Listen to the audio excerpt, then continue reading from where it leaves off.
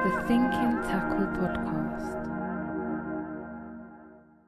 Welcome to the Thinking Tackle Podcast. Now back in 1992, today's guest caught a then unknown 46-pound mirror from a lake known as Colmere. Now famously, this fish went on to become known as the Black Mirror.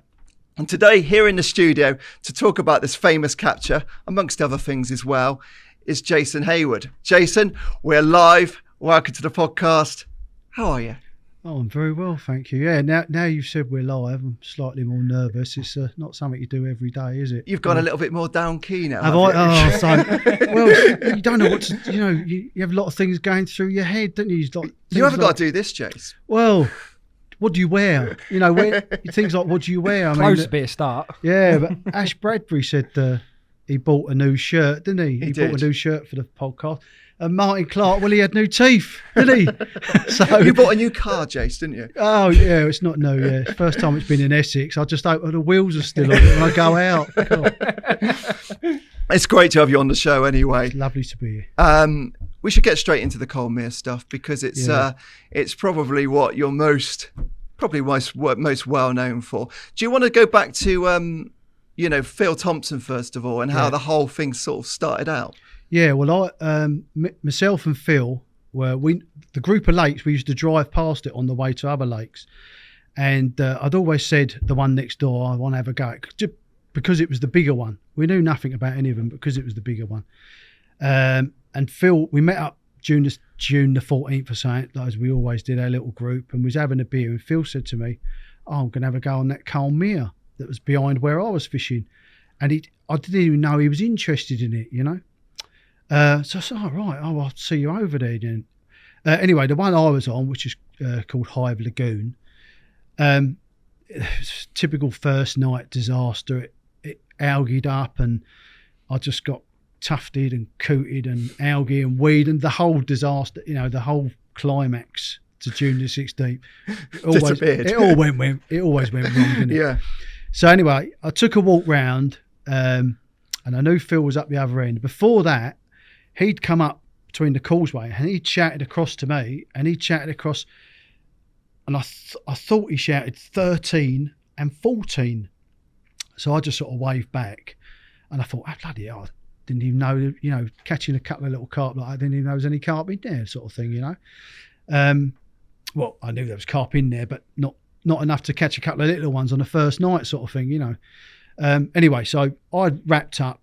I stashed my gear in the bushes where I was. I walked all the way around, took the long way. It was a nice day. The wind was southerly, southwesterly, blowing up the end.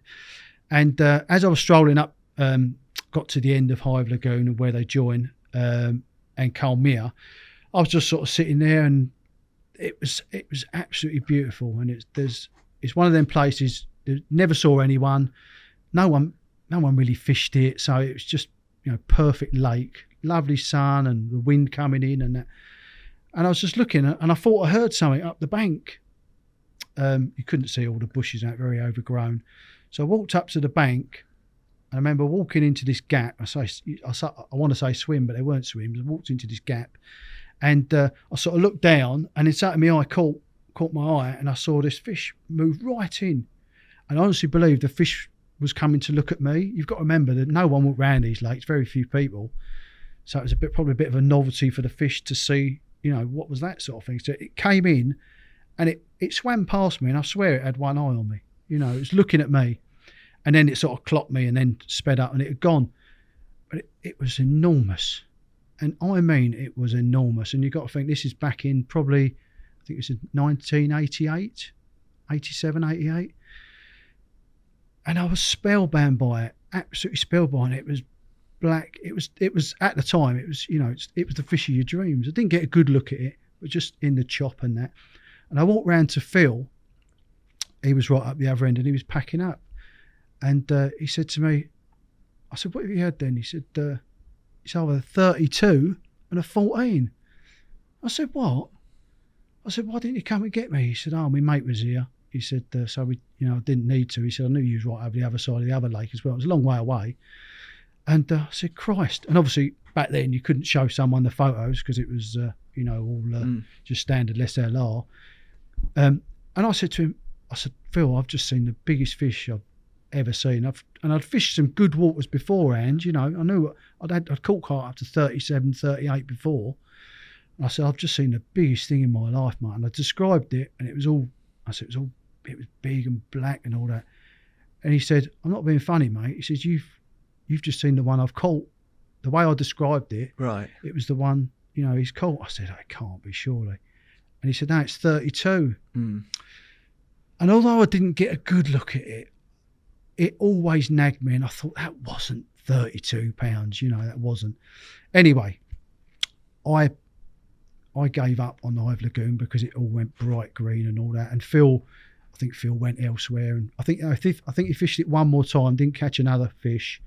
And, you know, the lakes remained unfished from that sort of time. But I knew what I'd seen, and I went to other lakes, which I think we're going to discuss a bit later. But I knew in my mind I had to go back and fish for what I'd seen, or at least see it again, you know. And I knew how big it was. I knew it weren't 32 pound, and I knew it was bigger than anything I'd caught. I didn't put a weight on it in my mind, you know. What was Phil fishing for at the time then, if he thought that he'd caught the biggest fish? He'd seen the one he caught. Right. In the close season, and Phil kept a little diary, and he wrote in his diary, I've seen my season. Right. Now, obviously people listen to this now, you might think you're mad fishing for one 32 pounder, but back in the late 80s, it was a massive 32 pound was a big old fish, you know, and one that hadn't been caught as well. And me and Phil had same sort of ethics and morals. We liked, you know, didn't want things to be. Did you know each other really well before I was that? best mates. We'd grown up together, yeah. Right. Phil was a bit older than us, the lads from the Diner Syndicate and that. And Phil was, I'm saying was, like he's dead, he's not dead. He lives in Thailand now, but he's not around our group and he doesn't fish anymore, not in this country anyway. But he was a little bit older. He went to university, very, very intelligent person. Yeah, we were great friends. Absolutely. Me and him were really, really great friends. It wasn't till later on in life that we sort of, you know, separated. But he went away and assumed, I mean, what you saw that day, he wasn't curious just to maybe hang around there a bit longer. No, and, I think Phil was convinced. I'm pretty sure that Phil never saw the Black Mirror. He may say different because everyone's seen it, but no, I'm pretty sure he didn't see it. I think he saw, in fact, the one he caught, which we now know as Phil's fish, at the time was probably considerably darker than the Black Mirror, considerably blacker, if you like. It changed colour again. We got Phil's fish on there, haven't we, Tobe? Just put that one up. Absolutely gorgeous fish. Yeah, beautiful fish. That was a Bedfont fish. That was one of the ones. There was two fish got put in from Bedfont. That was one of them. How much time have you spent looking around the mere, you know, prior to seeing that fish? None. Literally the first day? I'd walked round it, but not. I'd walked round it as the two lakes are very close together. So there's a causeway. So I would have looked in there at the same sort of time. It wasn't until I saw that fish that, and what Phil caught. Is that the one? Yeah. Yeah, that's not Phil. Obviously, that's Alan. That's later. But that's Phil's fish. Looks very different there, and it is bigger there. I think it's 36 pounds there, but an absolutely gorgeous Cool fish. picture that. That's another one of those sort of saddleback sort of mirrors that Mark was talking about. It's got that little crease in the top of on the back there. Those, Jason, hasn't it? Yeah, the way they come up and dip down to the dorsal. Yeah. You always presume the dorsal is going to be the highest spot. But those Bedfont fish, I mean, they went into Longfield and Raysbury, and even Hutchie had one for his lake up in Lincolnshire. Scaly, I think he called it. I mean, they went on to do some really big fish, and they were all, if you get the photos, they were all very much of that sort of look, you know. Absolutely gorgeous fish. That was a leisure sport water that they were backfilling or something. They got them out, you know. Crikey, that was fortunate. But people were going down and helping themselves because that's back then. There was no policies and stocking policies and that sort of thing, you know. So Phil went off and done his own thing, and right, you'd seen this big fish. Did you continue going? Did you continue fishing the lake after that? No, I didn't fish it after straight away. Put it to the back of your mind as well. Yeah, you know, it's like you see something, but you've got tickets for elsewhere, and you've got other things that are more on the immediate list. And you've got to remember, these places were wild and it was a big old lake, and it could have just been 2 or 3 fish in there. So they would have taken, that. What I'm saying is that they would have been a lot more. It would have been a lot harder work to go on there then. When you've still got things that you're doing, I was still fishing the Thames.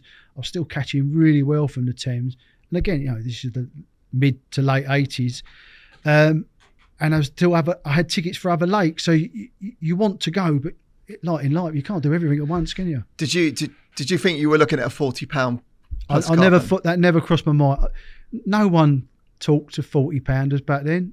You got to remember that Mary hadn't been caught. I think obviously Chris Yates had caught 51.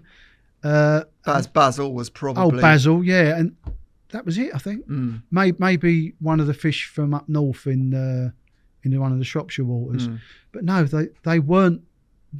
No one was fishing for 40-pounders. They were.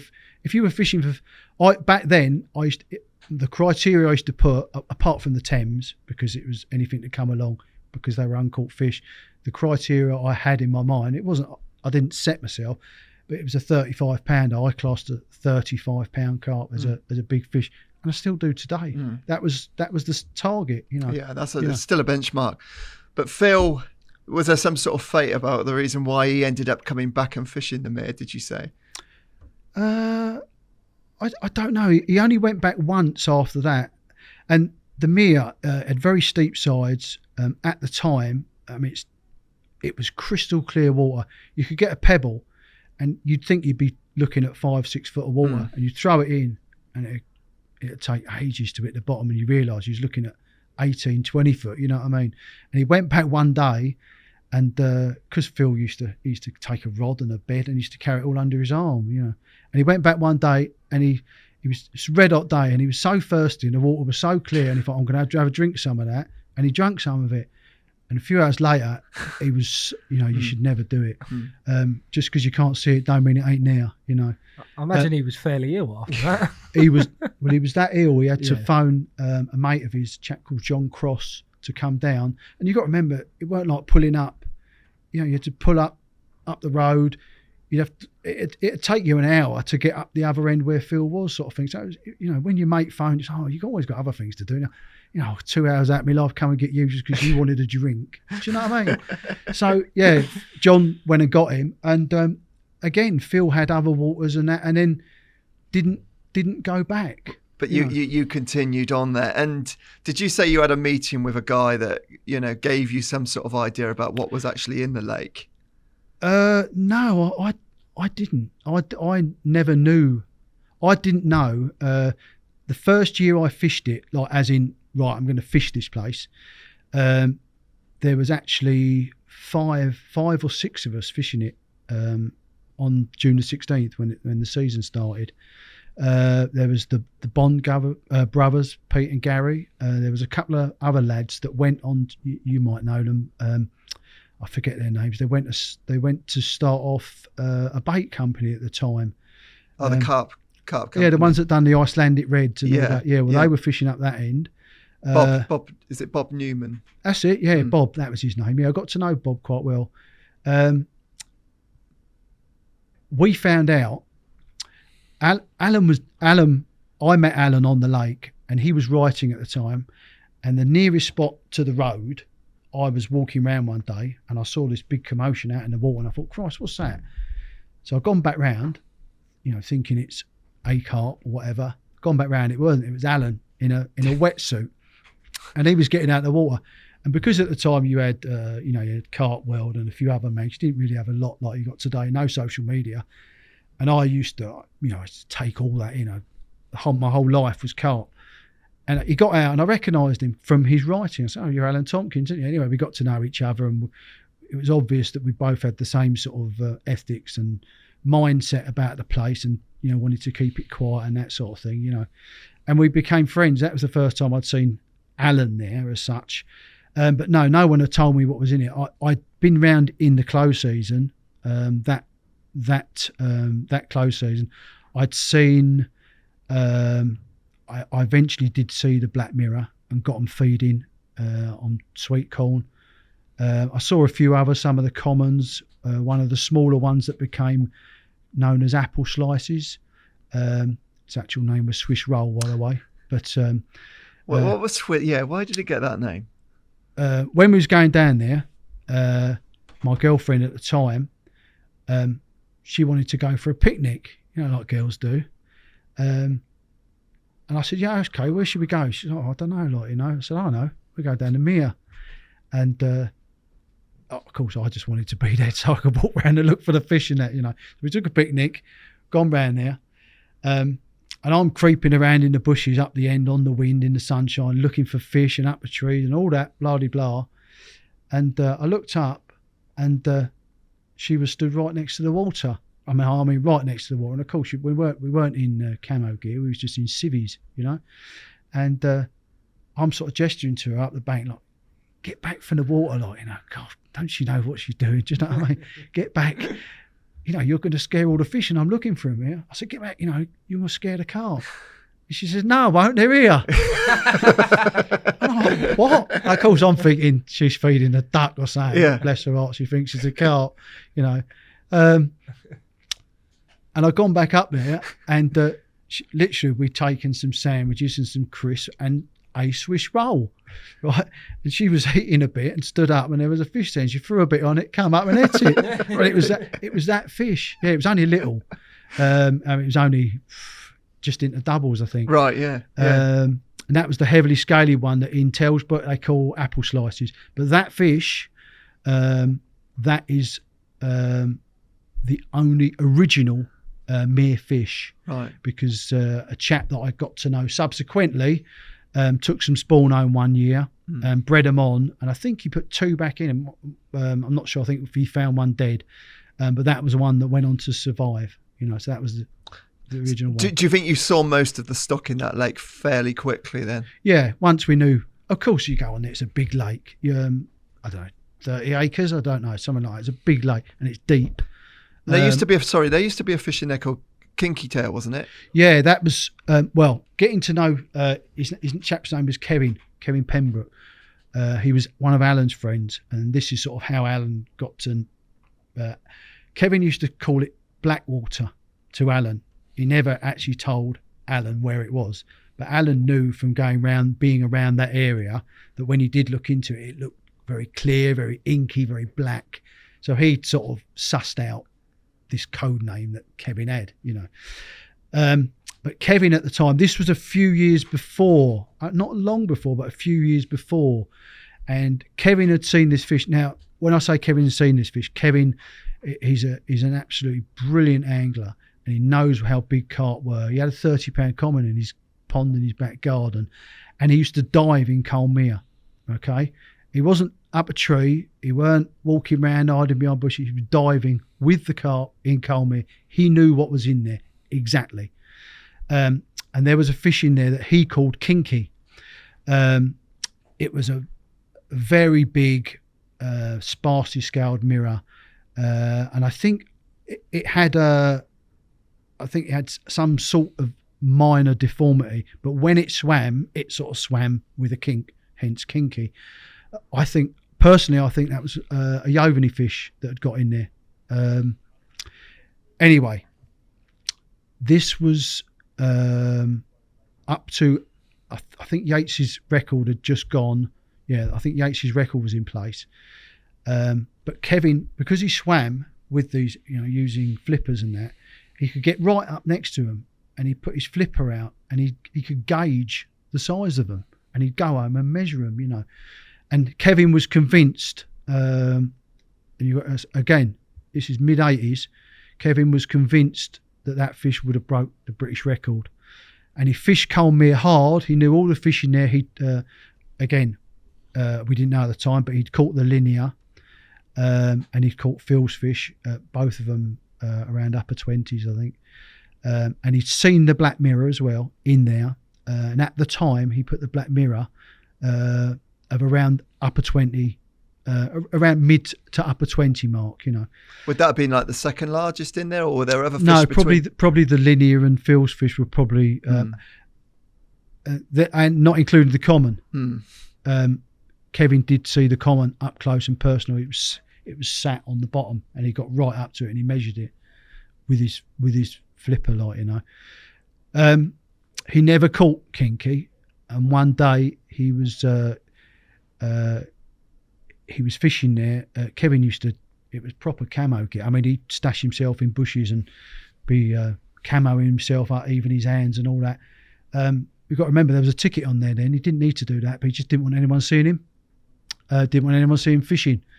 I actually walked round there one day and I heard that clang when you drop a spoon into a cup. And I was up the other end and I heard a clang, and I turned around and I'm looking and I didn't see anything. And when I got to know him, I said to him, one day I was walking around here and I said, them bushes, that little gap. And he said, oh, it was you, was it? I said, yeah, it was me. And he'd obviously moved and dropped his cup. Oh, yeah. Right. But anyway, he never caught this fish kinky. He found a carcass dead one day. And because he knew what was in there and everything else in there, it could only have been one fish. And he walked away. He did fish it once when we went back once, but I think he sort of come down to be with me and Alan sort of thing. But no, he never fished it, as it were, like, you know. And your friends that were fishing there at the time, then was it more of a convenience water in the fact that, you know, you had a lake to yourself that had some big fish in it, but more the fact that it was a secluded place that... For me, it was the uncaught. Yeah. That was purely it. Phil hadn't gone back. Obviously, Alan was fishing it. Pete and Gary, they had a bit of a mare on there at the beginning. They thought the carp were eating their baits. It turned out they weren't.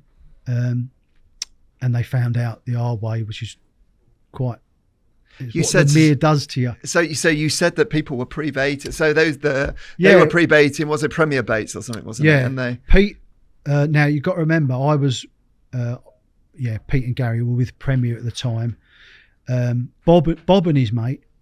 Strangely enough, Alan had said to me in one particular corner. Alan had said to me he'd been diving one day and I met him, and he said to me, "There's a load of bait in that corner." He said, "Tiny little, like 12 millers or something."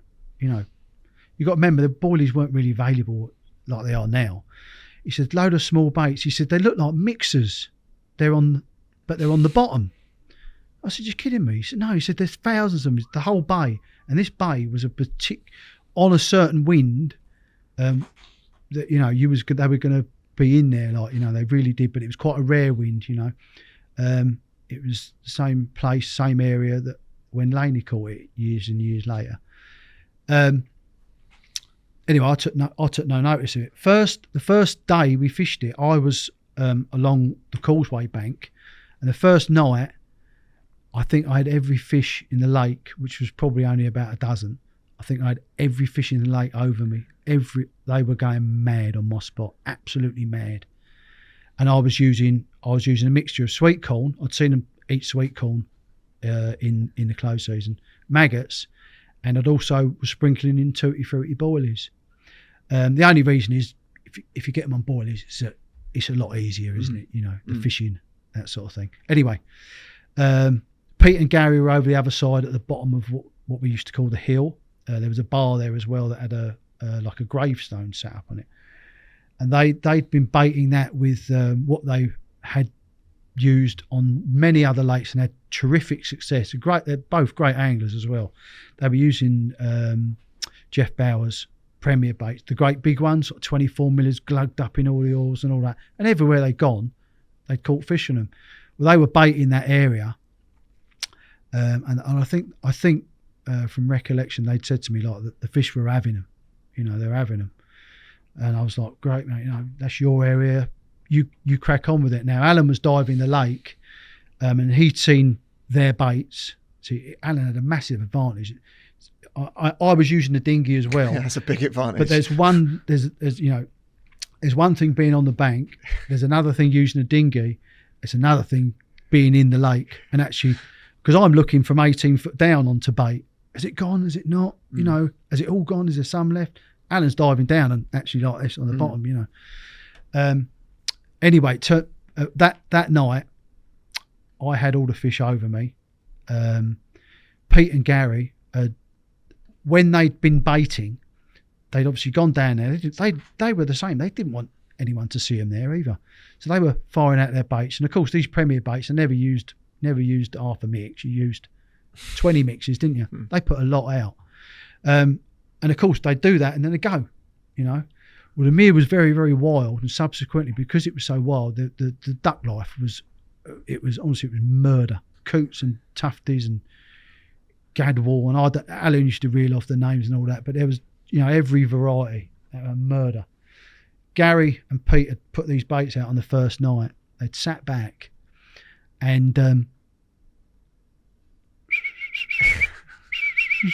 soon as it got dark, like, the swim was full of tufties.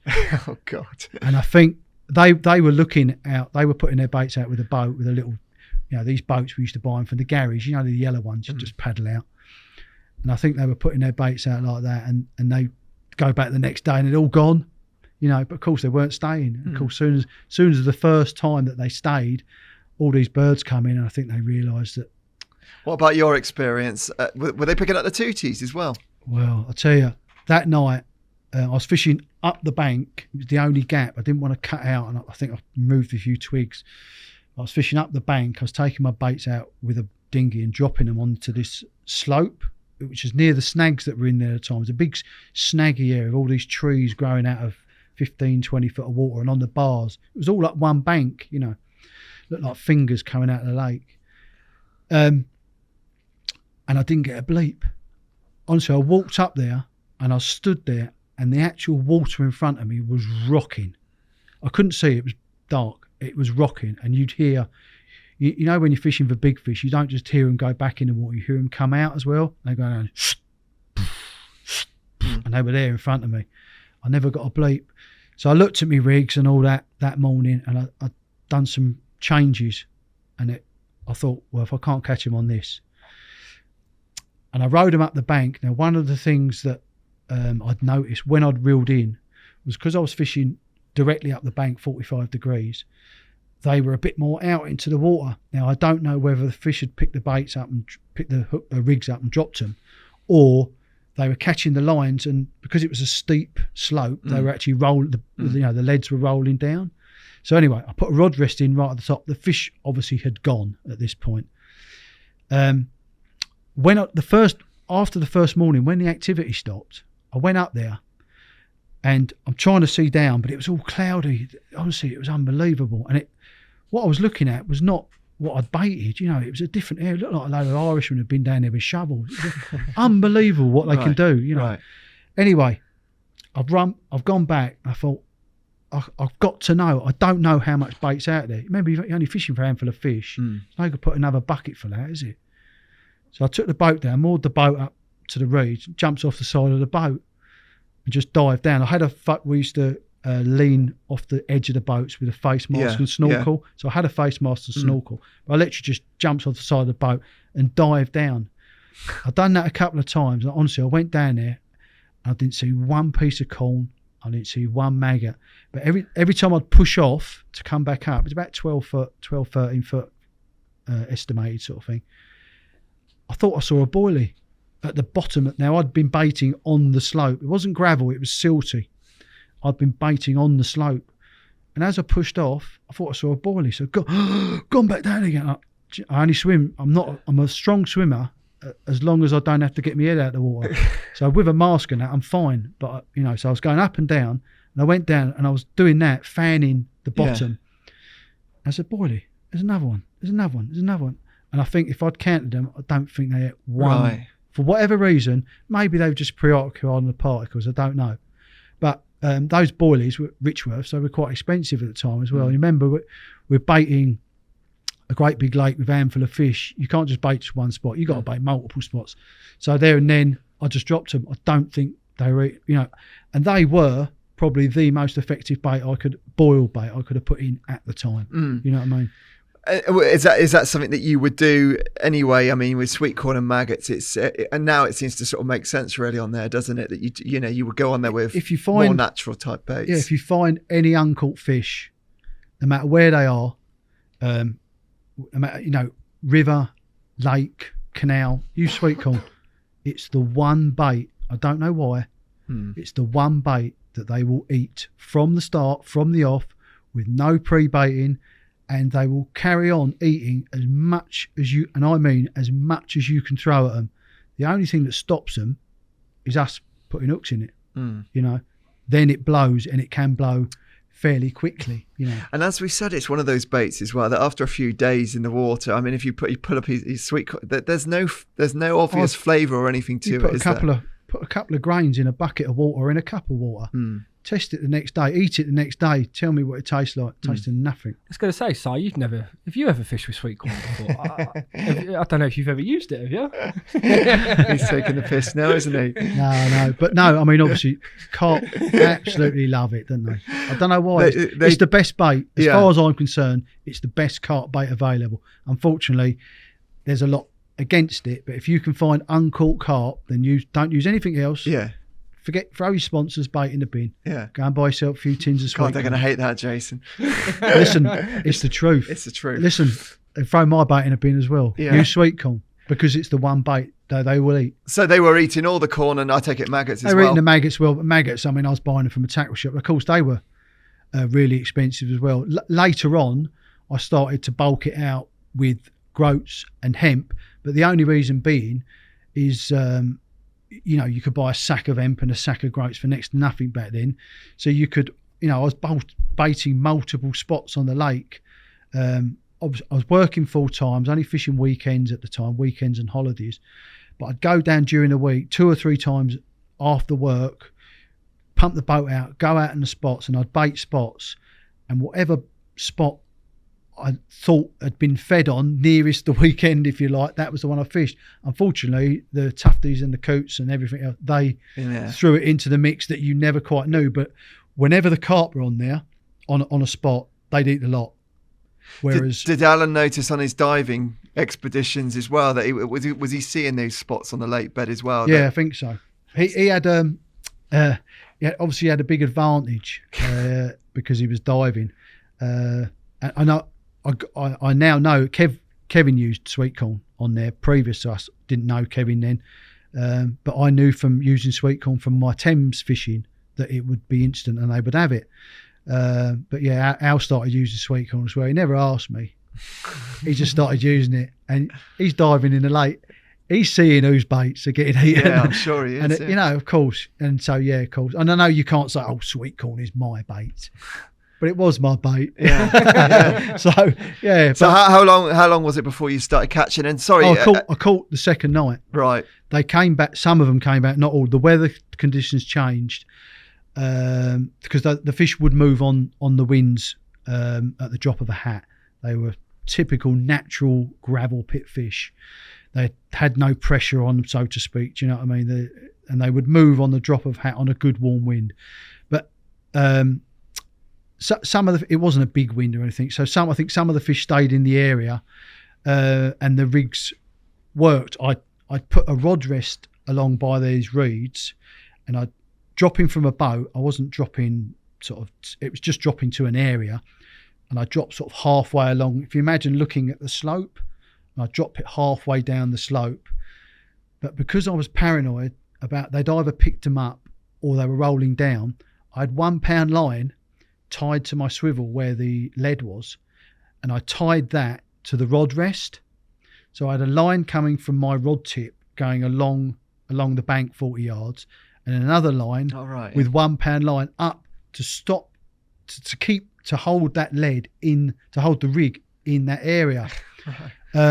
And literally that evening it was just getting dark, and the old tip just went wang round, and off it went. And yeah, I caught my first mere carp, and that was a 24 pound common. And let's have a look at that too. One of the most memorable fish I've ever caught. I bet, yeah. Not just because it's from there. Yeah, there it is. I'd been watching them, and I'd caught them, and I'd devised this way of, I don't think I ever did it again with the 1 pound line. No, I probably never needed to, but it worked. Yeah. You know when things come together, you feel like I say, it's a good confidence booster, isn't it? Yeah, and not just that, it was a case of, these fish hadn't been fished for, we knew nothing about them, blah, blah, blah, blah. The first one's always the hardest, isn't it? You know.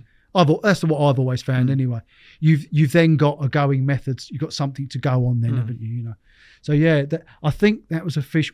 we called that hole in the dorsal because it had a hole in the dorsal, funnily enough. I think that was one in later years they christened Polo, but it was a hole in the dorsal. £24.12, I think. I think that's a red mire carp. You said that. A lot of fish were getting taken, red mire was producing a lot of commons back in there. Yeah, long before I fished there, but when red mire had been taken over by certain individuals, it had been netted and it was full of little commons, and it was sort of as odd as it may sound today. I think people were given carte blanche to take them and put them in their waters because red mire didn't want them. They were all sort of 4 or 5 pounders, like, you know what I mean. And I'm pretty sure if you look at that and then look at some of the carp in red mire pool book, some of the ones that Clifford had and Maddox, it looks shape and appearance. I've got to say, Jace, you had some hair back in the day, didn't you? I did, mate. Do you know, I was always really... You two have got something in common. I know, yeah, that's what I mean. I was always really, really proud of my hair. When me and the lads and the Diner Syndicate would go out, they'll tell you back then, back then, if you went clubbing and that, you had to go in a tie and shoes and... proper smart dress. No trainers and all that. You had to dress really smart. And I used to blow dry my hair and everything, mate. In fact, as we go through...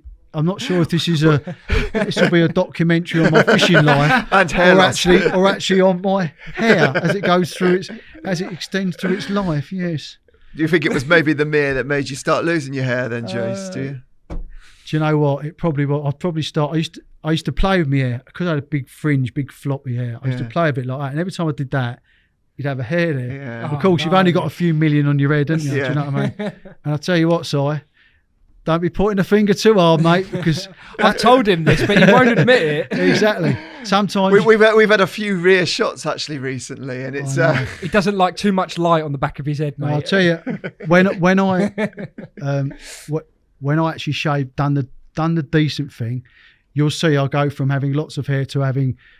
receding amount like you saw, and a comb over and all that. How old were you on this picture? I had a lot of hair there. It wasn't going back there, mate. I was 25, something like that, if that, yeah. But when I I held out longer than I did then. Yeah, when I actually cut my hair off, I thought I still had a lot of hair. But where I was working, they always used to, joke about the old comb over and the baldy man and all that. It was like that, was it? Yeah, well, no, I didn't think so, but they told me it was. And I said, I knew what a load of tight gits they were. And I said, okay, if you sponsor me, all right, if you get 500 quid or something, I said, I'll shave it off. I had no intention. My hair was my pride and joy, mate. No intention. Right, I hope you're going to bore people with this. The hair podcast. But anyway, 550 quid later, they did. So anyway, I said, right, I'll do it. Now, I obviously had hair sort of like that, but a bit thinner. Okay, I get it. Right? Yeah, go on, keep going, Tobe. We ain't done the presents yet. Yours will be going back in the bag, mate. Anyway, I told my missus, and she said, "You sure?" Because she knew I was like my hair and all. I said, "No, I got to do it." She's like, "Fair enough." She said, "I don't mind." You know what your wife says. It don't matter, like with that look in her eye, like, you know what I mean. I've always loved bald men, not. Do you know what I mean? Anyway, I went down the barber's, and it was a typical, not a salon like you guys go to these days. I haven't been for a long time, as you say. It was a typical old spit and sawdust. Just as hairdressers, and I walked in and I went sort of during the day because I didn't want many people to be there. I walked in, I sat down, and a few people coming behind me. So I'm looking in the mirror, and I can see the people behind me are sitting behind me. And he came out and said, "Right, what can I do for you, sir?" Like, as he do. And I said, "Number one." And he went, "Are you sure?" I said, "Yeah, number one." Yeah, okay, sir. So he went over and he got his clippers, like, and he turned them on, right? And he went and he done 3 times right down the middle. Obviously, that was where it was thinnest, but he done it right down the middle, right? Yeah. So I'm sat there with all that hair like that, right? And he's taking it off from down the middle, and some bloke come in. It was his mate, right? And he went over and talked to his mate. And I'm sat there in a chair. And you know what? I look like Krusty the Clown off The Simpsons. And I could see these guys, geezers looking at me they're looking forward, looking at me in the mirror with this big 6-inch centre parting. Yeah. And he stuck. Do you know what? That was the worst part because I'm sitting there. I'm come on. They make mate. you look at. You got to look at it. Oh, you've got to, because the mirror's there. I'm like, come on, mate. Right. I'm dying here. I don't, It's bad enough anyway, isn't it? You got your pride and joys on the floor in tatters. Do you know what I mean? I don't mean to laugh. So anyway, Anybody that's bald, like I'm bald as well, you've all had your own journey. exactly. Haven't you? Yeah, That's it is. You It go is. through And anyone that you can all laugh, guys, but if it comes to you know exactly what I mean. In fact, people amputees who had a leg off or an arm off, they can still feel their fingers and It's toes. like that, is it? I still stand there on a windy day, and I can still Feel it in your head. like an Afghan hound. That's what I see myself as. Right. Anyway, can we go on a Carp? So Thanks. so he Because enough of shaved my it. hair taking a piss. I ain't coming all this way But fine. for your amusement. you've got Honestly, you couldn't guys, help what it. you like? to watch it. I bet your dad put you up to that, didn't he? Yeah, mate, you've got more hair than him, so I wouldn't worry. But you got 500. How long did she stay with you for after that? By the way, No, she's still, she's still there. yeah, she's Lovely. Yeah. Anyway, yeah, back to the mirror then. Back James. to the mirror, yeah. Thanks for Well, that. we got that out of the way Sorry, mate, I now. Can we couldn't not help mention hair ever again? All right, Thanks. mate, I promise. Apart from the hair rig, obviously. I mean, it clears up a lot of questions, though, doesn't it? I'm sure you get asked that a lot. Does it? Yeah. Yeah. No, I wanted to get that out, but I've embraced it, and now the money I've saved on going to the hairdressers, you know what I mean? There you So go. there's a few things you can learn from that chat. Exactly. Maybe. I'm not Don't there waste yet. money on shampoo. Exactly. Yeah. Right, come on, move on. So.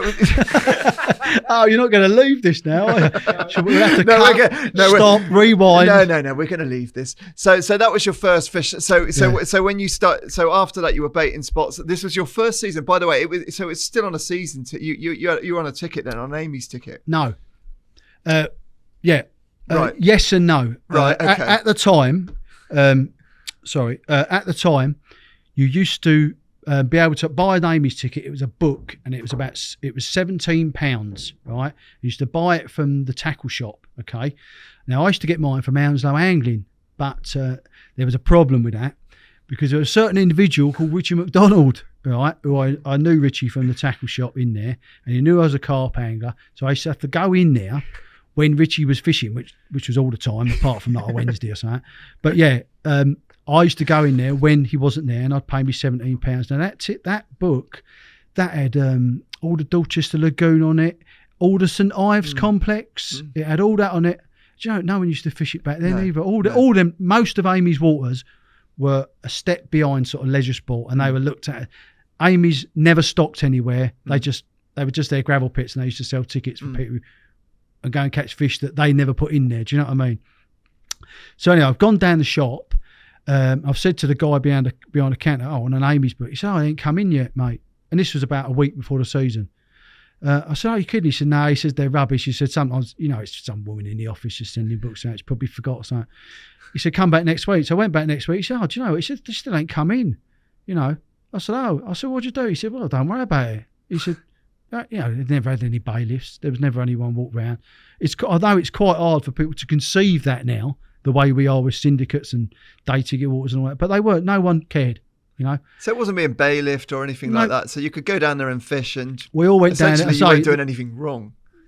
No, we was wrong as we was on somebody's property, as it were, but they didn't care.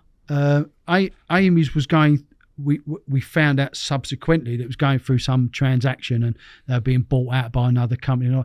But they used to sell these books for £17. It probably cost them more to print the books every year. So they had no bailiffs. Well, I never saw any, and I don't know anyone who did.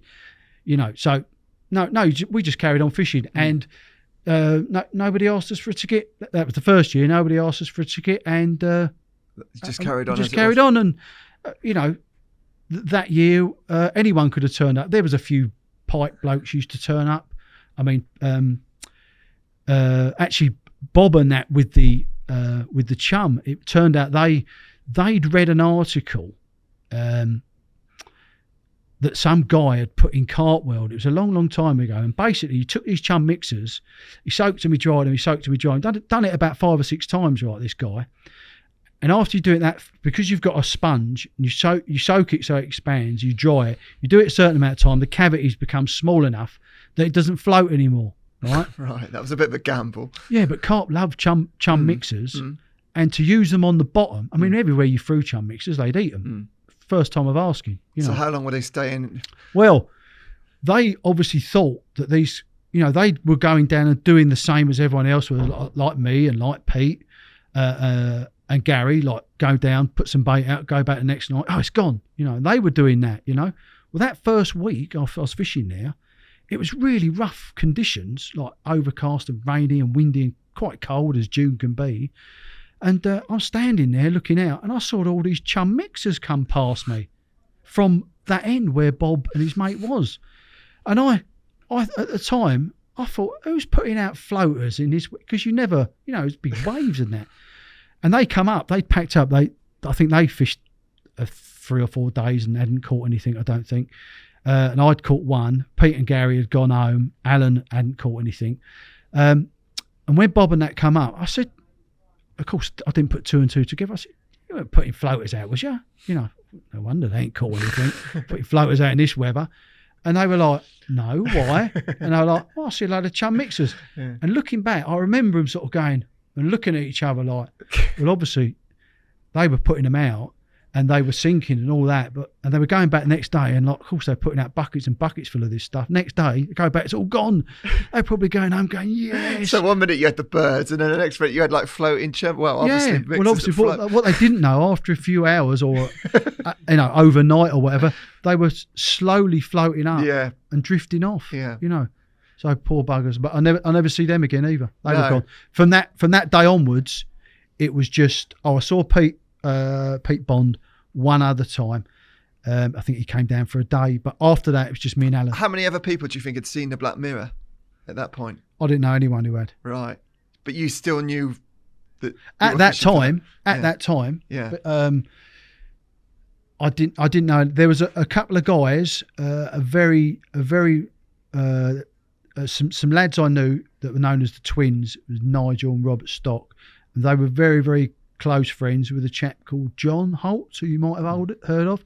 I saw them walking around the mirror a couple of times, and you caught anything? No. You seen anything? No. Is there anything in it? No. That would be the conversation, but they never fished. We never saw them there, but they weren't stupid. They were bloody good anglers. They knew. I don't think personally, I don't think they'd seen the Black Mirror. And I certainly wasn't talking about it to people. I certainly wasn't. I know Pete and Gary did, and when you're fishing somewhere, and you see this and you see that, and then you're not going to go back there. Well, when you go somewhere else, you don't mind talking about previous, do you? Right. I think that's what happened. Right. Because I think Pete had mentioned it. He knew some good old boys. He knew a lot of good anglers. And I think he'd probably mentioned it to some, because Pete and Gary had seen it. Were you fishing there primarily to catch stuff? I've heard you say before that you don't necessarily fish waters for that purpose. You it's very rarely. It's getting through the stock and just going down. Back then, no one really targeted a fish. It wasn't. You never had a target fish. You'd go on there and you'd hope to catch a fish. It was primarily a case of. I mean, there were so few in there anyway. Getting a run was the first thing. Catching a fish, hoping it was the big one. It was actually Kevin who christened it the Black Mirror, and we never said, oh, that one's called the Black Mirror.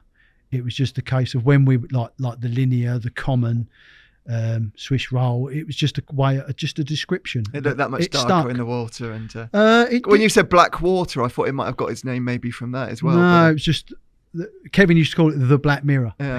He was the original one, and that's how we, christened it. But yeah, he knew the size of it, and so going into 1992, the start of the season, then so you'd already caught a few fish out of there. I'd caught that common. The second biggest fish I'd caught was the linear. Now one day, let's have a look at that linear tope. Oh, it was immense. Yeah, it was an absolutely gorgeous fish. This is in a day before we wanted long, scaly, leany carp. Yeah. If they came along, they came along. We didn't care. No, you know they were what I mean? just another. It's just another carp, Yeah. wasn't it? Now Yeah. everyone's like, oh, Leany. Yeah, of course it is, mate. Yeah. Yeah. I'd found them up one end one day. I say them, Yeah. it was shapes. It was shadows in the water. Still got the hair there, Jace. Yeah, plenty of it there, boy. Yeah. More than you. Lovely. Hey? Yeah, I'd found them right up the end, in this sort of little bay where it coned off at the end. I was using a dinghy to put my baits out with because it was so weedy. There was you had a 30-acre lake. Literally, you could have, apart from the margin, before the weed started, half a dozen clear spots in the whole bloody lake. Literally, it was that, it was unbelievable. Anyway, I'd found them up the end, so I had to go out in my boat, my face mask and my snorkel. I found a gravelly spot. I dropped some baits down, come back, and of course, because of the disturbance, the wind's blowing up there and all that, because of the disturbance, I'm now settled, I've dried off and all that. It was an arse to get baits out there. It took hours, And of course, I've dried off, had a cup of tea. I'm now looking for fish. I'm now in a small bay up the end, and I'm not seeing them. So, oh, Jesus Christ, they've gone somewhere else, or I've scared them off. I don't know. Anyway, I walked back along. This is, subsequent hours afterwards. I walked back along and I walked up the hill because obviously because it was a hill, it was quite a vantage spot. There was a car in the lake at the bottom of the hill, and you could quite often see him come along that margin. It was a really good spot, and it was a good spot. It was comfortable to sit. It was in the sun. You could have a smoke, and you could see the whole lake virtually. So I sat down there, didn't see a bloody thing. I walked back. It's quite a long way from my rods, but you got to remember, a lot of the time you could leave your rods out and you could have gone to work for the week and come back and you wouldn't have had a run. Anyway, I walked back to my rods. I literally walked back and the tip lifted up and it's off and it's going. Hooked into this fish and it's led me a proper merry dance. I've gone in the boat and I hadn't used boats a lot at that time, and it was very windy and I'm on my own. So it's like first time you use a boat, you just go spinning round and round and round, and it's like being on a kid's playground, isn't it? Anyway, you get used to it and you do the back, to and fro in, blah, blah, blah. I actually netted it from the other side, and unbelievably, I didn't know, I hadn't met Kevin at this point because this was the first season, and I hadn't seen that fish in the water. I hadn't seen it, and it was 37 inches long, and it was that's the one, that's the other bed font fish, that's the other one. Yeah, you can see that resemblance, can't you? Again, same thing. Look at the underslung mouth and Anyway, sacked it up, done the journey up to 25-minute walk up to the phone box and all that, no mobile phones and all that. Walked up to the phone box and I phoned Phil. I said, Phil, I've got one. He said, what one you got? Because I'd been relaying to Phil what I'd seen and that. I said, I don't know, mate. I said, it's massive and all. It's well over 30.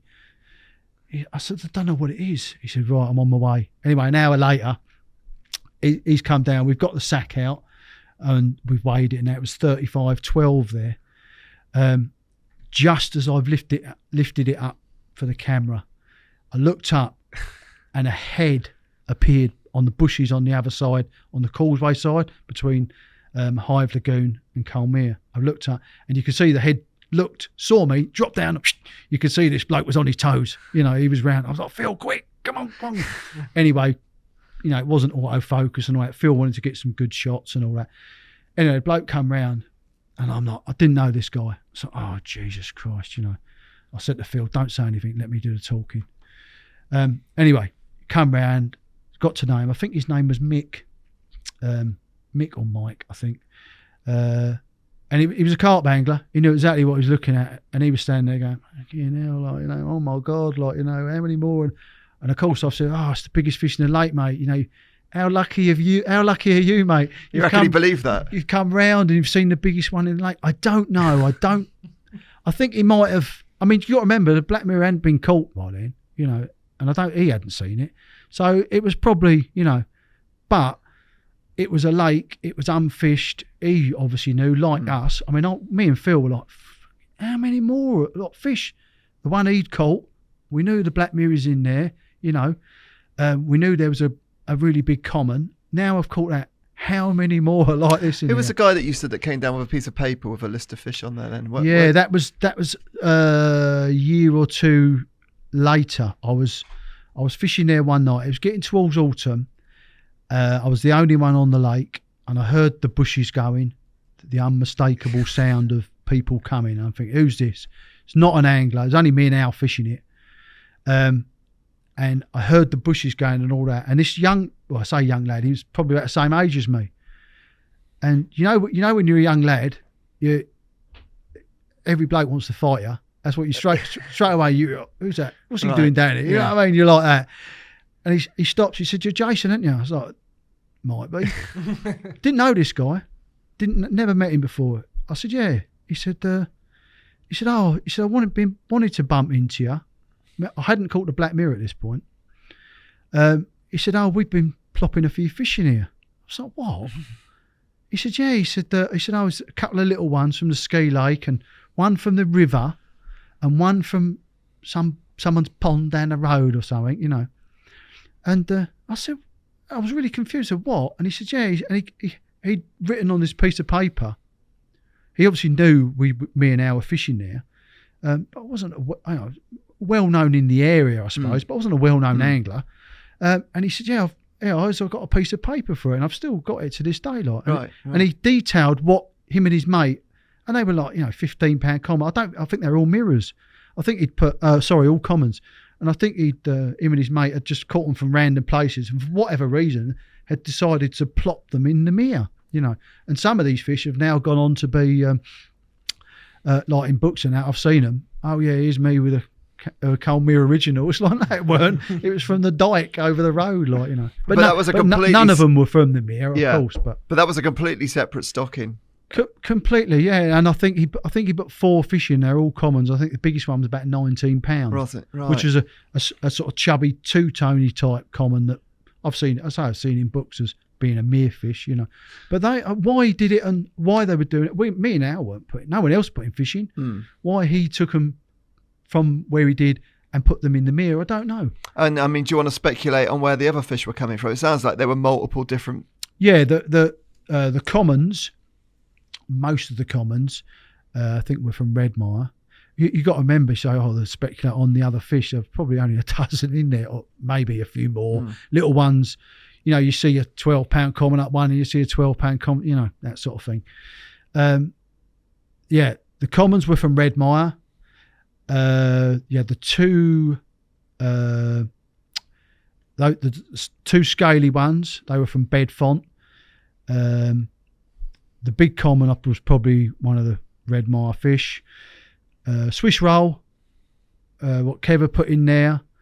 There was another mirror that got known as the mirror that was never caught. I didn't send you a picture of that one when I caught it, but everyone presumed it had never been caught. I did catch it. That was an upper 20.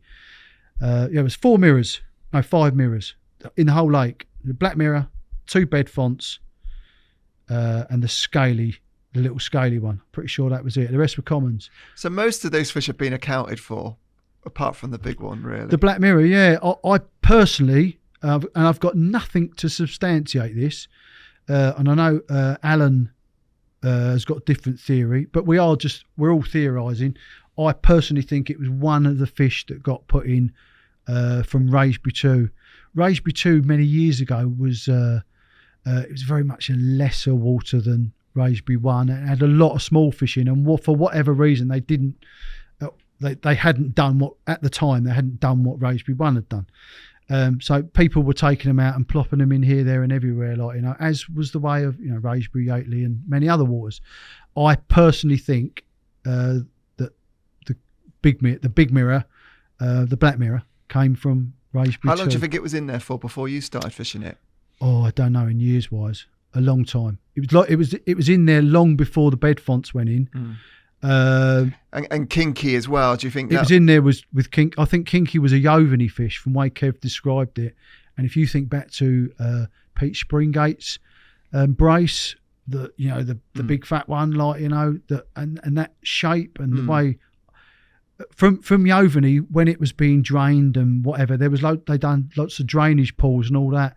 And I think, as we now know, any sort of little channel or anything, they'll go. You know what I mean? So I think it may have got. Why do you think that lake in particular then? I mean, were there other lakes in the area that were potentially being stocked, you know, in a similar way to that? Or it sounded like, you know, it was quite a convenient place to throw a few fish in. I think because it was deep. It was big, deep, clear, weedy. You know, these guys weren't fools. We weren't moving fish. They were putting them everywhere, but it just happens the one they put in there, it was exceptionally rich. There was virtually nothing else in there. When I fished it, I think there was 2 bream. I caught one night. That's a gutter. When it's taking you 3 or 4 hours to get your rods out, mate, and you get a take at 80 yards at night, you've got no chance of getting your rod back out. It's a bream. But we did find one dead. Toby, you'd love that. Yeah. We did find one dead, and one day, I only saw it once, I did see a tench roll, but I never caught one. There was a few eels in there, but there was nothing else. So basically, if your bait went, it was either the birds or the carp. And so you knew, like, do you know what I mean? But there was nothing else. And I'll tell you, that water, had it become a syndicate water, I mean, of course, it went on to produce, I don't want to say it because I caught it, but it went on to produce one or some of the best fish in the country that have ever lived. But if that water had ever become a syndicate water, it would have been, I'm sure the Black Mirror would have gone on to be even bigger, record proportions. Yeah. Did you say that was on the cards potentially? Alan was when. Again, it's another episode in the lake that not a lot of people know about, but Amy were trying to sell the lake, and anyone that knows the area, there's another pit called Silver Wings next to Raisbury 2 that used to, at the time, was joined to Raisbury 2. They were massive pits, and the whole area in between, if you walk there, it's just flat. It's just very, I don't know, it's just sort of marshland, like, you know, but that whole area was earmarked to be dug out into a landfill site, and me and Alan, and we also got the angling company that had Cargill's Blenheim Angling Society. We got them involved. We were protecting our fishing, but we had to be very careful as well because we didn't want to shout too loud, bring too much attention to ourselves, you know. Anyway, Amy's, as it were, or they made a subsidiary of themselves, and I think they called it Greenways, I think, something like that, you know, so it sounds very eco-friendly. But basically the whole area from the ski pit, Colmere, Hive Lagoon, right over to Silver Wings, and they were going to dig it down to something like about 80 feet and to use it's got that blue clay there. Now that blue clay, it's got a real good value to it because they can use that for building work because it's already got a certain amount of moisture within it. So they don't have to let it lie so much as they do with gravel, and that, you know, don't have to let it set. But anyway, that was just a bonus, if you like. They were going to dig this huge area down, fill it in with landfill just from rubbish, and it was going to take 40 dumper trucks. You remember, you know, the area, it's a very small village and that sort of thing. Well, it's next to the M25, but very small roads and that. It was going to take 40 dumper trucks, 6 days a week, and it was going to take them 10 years to fill this hole up, right? And then the hole, they don't just fill it up, they then have to make the whole area, and that is a huge area, you know. They have to make the whole area a slight dome, and then they put the light to burn the gases off in the middle of it. Blimey. Well, of course, and imagine that you see what landfill sites with the rats and seagulls and all that, you know. And that's 40 lorries a day, 6 days a week. That's if they stick to the rules, which we all know they do. Anyway, yeah, of course. Anyway, we went to some meetings with these, and they were all suited and booted, you know. And me and Alan had drummed up, I even wrote handwritten letter to the Environment Secretary telling them in my best English without swearing what I thought of him and how on earth could they let this happen? Because at the time it was sort of just a gravel pits, and no one cared, and no one walked round it, and it's just land. Anyway, Alan got English Nature involved. We'd gone to these meetings. There was one point in the meeting, and I stood up. Everyone had their say, the local residents and a couple of lovely chaps from Blenheim Manning Society had their, and he sort of said, "Oh yeah, and you, sir, this chap had obviously clocked that I weren't a resident because they were putting your hands up and taking your names and that, And I stood up and I give this bloke, what for, mate? So much to the point everyone else is going, oh my God, who's this bloke like? Of course. Well, of course I was. They had no plans, as far as they concerned. On the Amy's ticket, it said may contain this and this, requires stocking. So they presumed there was nothing in there. And like they care about a car anyway. It doesn't matter. So anyway, I remember in this meeting, this chap come up to me afterwards, and he did sort of stalk me, and I watched him, and he, great big company, multi-million-pound project, He said, "Oh, can I take your name and address?" I said, "Doing you fuck, mate." The old conspiracy theory. I was going to have a car accident on the way home and all that. Right. Stopping these people. Yeah. Well. Anyway, it got stopped, but because it got stopped because not just because of the damage, but then there'd been studies done on the implications of the site. On there, did they? It already had a triple SI, but you can have a triple SI. That doesn't stop angling. It doesn't stop boating. That means whatever activities are happening can carry on. It got designated, amongst other things, a Ramsar site, which is RAMSAR. I'm not sure what it means, but basically it's a level way and above SSSI, and that means all activities have to cease. Okay? What year was that? That would have been somewhere around 90, 91, 92, right. Something like that. Again, there was no one bailing if it and going round and that sort of thing. Obviously, there's been a little bit more interest in it.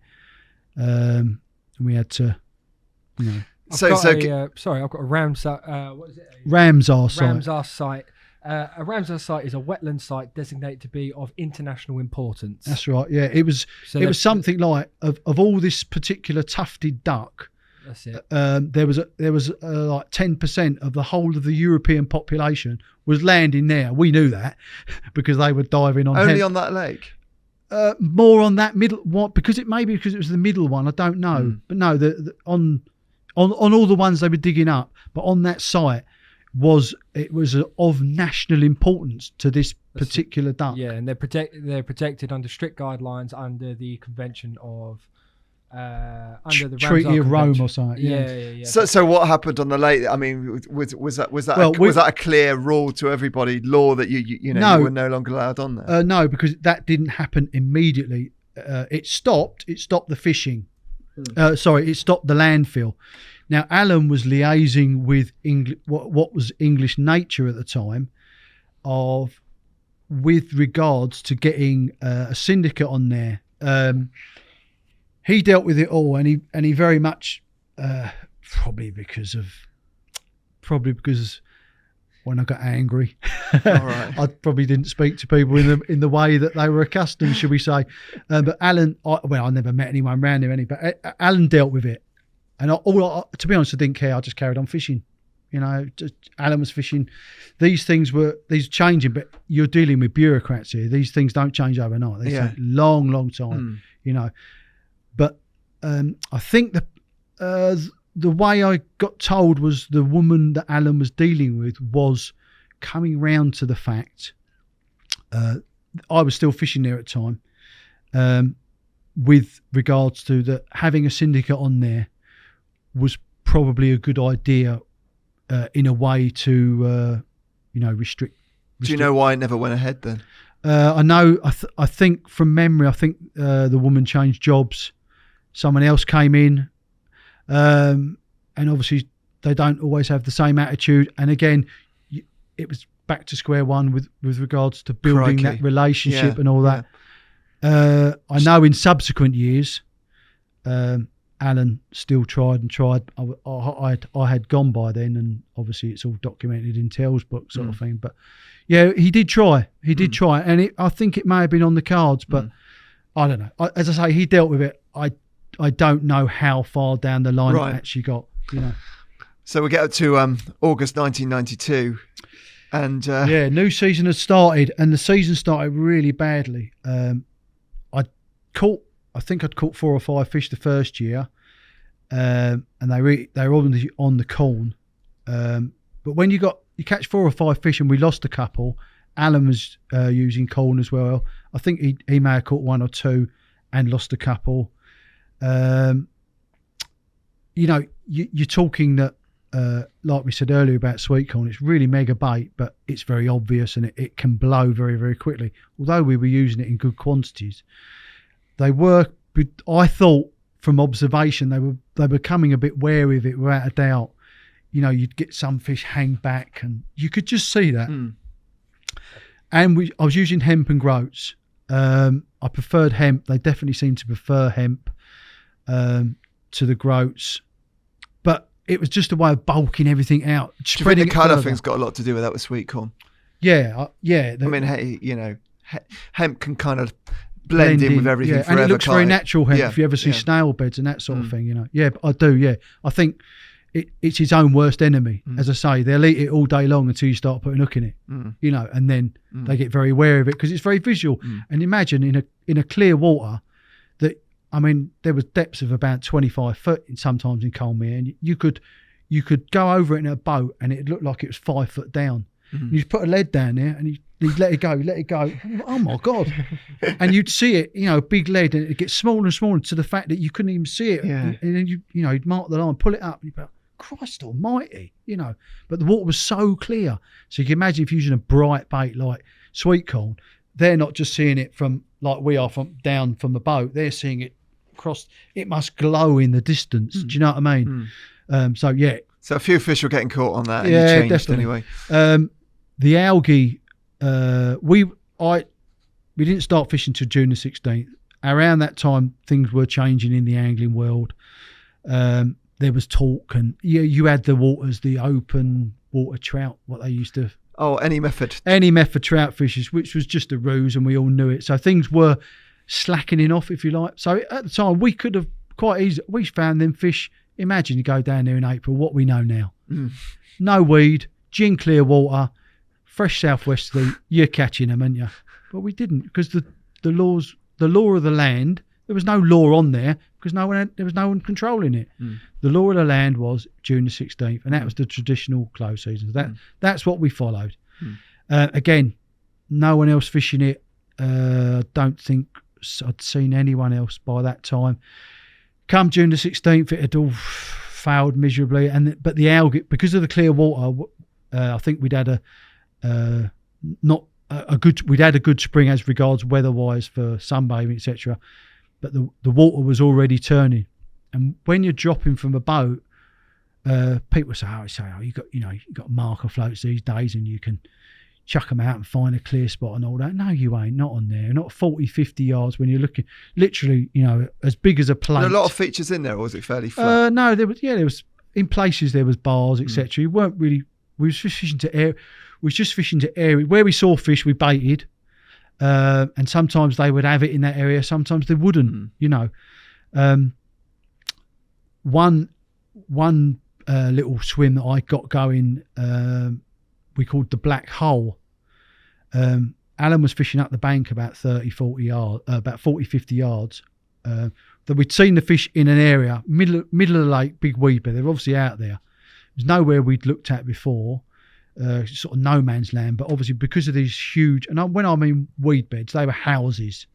You know, you go out there and it looked like a house or bigger. You know, there was virtually no clear spots. You'd have to row round with your head underwater for half an hour to find anything. Anyway, we went over to me and Al knew where the fish were holding up, and I think we both sort of agreed this one day. Said, right, we're going to go out. We're going to have a day out there. We're going to find some spots. You know, and I was 40, 50 yards away, same weed bed, you know, and I'm going to fish here. All right, and he's gone out there, and he's found these little, obviously just small, not big features. You'd never find them with a marker float or whatever because it was so weedy, but they were so small. Yeah. But from a boat, you get a foot deviation. It's a big. Yeah, that's it. Yeah. Really big. Yeah. It looks, considerable. Alan had found these little humps and these little gravel bits and all that. And he's got, that's one rod, there's two rods, there's three rods. And it was like, went over to my bit, right? And it was almost flat. Honestly, it was like flat. And all there was silkweed, very fine silkweed, right? And I'm rowing round. And Alan come over and I said, mate, there's nothing here. And when your mate's got all the spots. You got the short straw there. Yeah, and you know what? But it was all within this weed bed area and the fish were around. And I'm literally hanging, flat calm day, bright sunlight, hanging over about 12 foot of water, head under the water. It's actually a really nice thing to do. And it's really interesting. Looking at their world like that is fantastic. It's almost better than fishing. You know what I'm saying? Anyway, I'm hanging and something caught my eye. And this is no word of a lie. I'm looking at it. And when you're in a boat, you have to sort of you can think something's right below you, but it's not. And then you sort of deviate to the side a little bit and then you get right above it. And then suddenly everything becomes clear, And it was a perfect circle, an absolute perfect circle of black in amongst this sort of bright green weed. And it was about the size of a 50p piece, but it was a perfect circle. And in fact, I called Al over. I said, look at that. And he went, I think because he was dealing with his rods and that, he sort of went, oh yeah, that's fun, isn't it? And I was sort of like, well, it's perfect, isn't it? And he sort of went, oh yeah. And you called me over for that sort of thing, Anyway, it was so perfect. I baited the area that night. Sorry, a 50p. It was about 50p size. Seriously, maybe a little bit bigger. Oh, blimey. It was the size of my watch. In the bottom, or when everything is the same colour. The floss had just, But honestly, it was, I don't know whether it was, but it was as if something was swimming along, had just gone down and gone and just sucked at the bottom at that point for whatever reason. There was nothing else as far as I could see. Apart from Canadian going that way, nothing else on the bottom. No gravel, no humps, no depression, nothing, right? So anyway, I threw a load of corn out and a load of hemp and whatever, like we did always, ran that spot that night. We'd seen them rolling, and I think Al had them rolling on this spot. I hadn't seen anything. I'd gone out there the next day, and as I'm rowing towards it, where your spot is, it's about 50, 60 yards out. I'm rowing out, and I think, right, I'm getting close now. So I put the oars in, and then I put the snorkel on, and I stick my head on, and just use one oar in front and just gently. As I got nearer and nearer, it's getting cloudier and cloudier and cloudier. And as I got down, I looked there, it was about the size of this table. It was unbelievable. Everything had gone. Wow. They'd ripped it up. And I hadn't had a touch, Right. And I thought, Al, come over here. And he's like, what? You ain't found that hole again. I'm like, no, look, come and have a look. And he come over, he's like, fucking hell. And all these lovely spots, he'd gone out and all his bait was still there. Oh. All these little gravel humps and all that, tiny little spots in between the Canadian and all that. Every bit had stayed there. I'm not sure I think Alan might have had we fished that area for a few weeks. One night I had 3 runs off of it. 3 runs, right? And I lost them all. Mate. And they were mullering that spot, absolutely mullering. And I think I got about 2 or 3 weeks off of it. I think I caught a few off of it. God, you'd never find that with a marker float, would you? No, it was nothing there. That's the formation of that was nothing there. That's Anyway, I've diverged a bit because that wasn't the first season, right? That was later on. That 1992, the algae had got really, really bad, and I couldn't find spots. And we weren't getting anything. The bait, what we could see, the bait weren't going. The algae had got really bad. It's to the point where the algae gets, when the water rolls in on a lovely southwesterly, but it gets so full of algae, it doesn't roll in anymore. It's like paint, isn't it? It's the difference between a glass of water and a thick, smoothie. It sort of nothing had been showing. It was August, end of August, and I hadn't had a run. And in my head, Alan fished a bit into the winter. I never did. 'Cause it was bloody hard enough in the summer. In my head, I pretty much thought to myself, I'm on a season's blank here. You know what I mean? This is hardcore angling, mate. I'd never had that before, but I was pretty resolved to it. And yeah, I don't know if you want me to go through the story or not, but it's quite well documented. But I went down there one night just to have a look. I had a few days coming up off work. The water had started to clear a little bit. We hadn't seen anything for weeks, The bait hadn't been gone for weeks, When you go to a lake and you've got bait on every clear spot in the lake, right? And you go down there on the weekend and everything's still there, all rotting, where'd you fish? What do you do? Everywhere you can fish has got rotten bait on it, hasn't been touched for weeks. What do you do? I mean, it's just soul destroying. People don't realise now it's absolutely soul destroying. How often were you in the position with the algae where it is that bad? Every year we had algae bloom. So it was like that. Would you catch generally? It just, because we were dropping from a boat, it almost stopped our fishing. So what do you think the fish start to do when? Well, you see them less. There's just less oxygen. They didn't like it. I'd actually, it was more because Al was diving in the lake. He sort of still carried on now and again.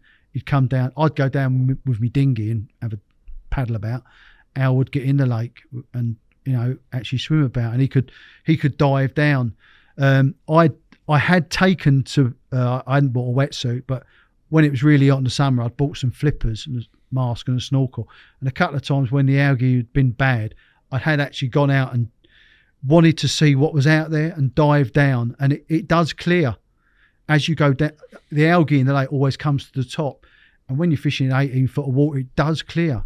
But when you're swimming down to the bottom and you've got to put your hand out in front of you, because otherwise you get your head on the bottom. Yeah. You know what I mean? Yeah. But it does clear, but it gets colder. That's one of the big things that I've never seen mentioned, but I think it drops the temperature. And in summer, when carp are moving around or etc., like the first temperature drop, you get into autumn.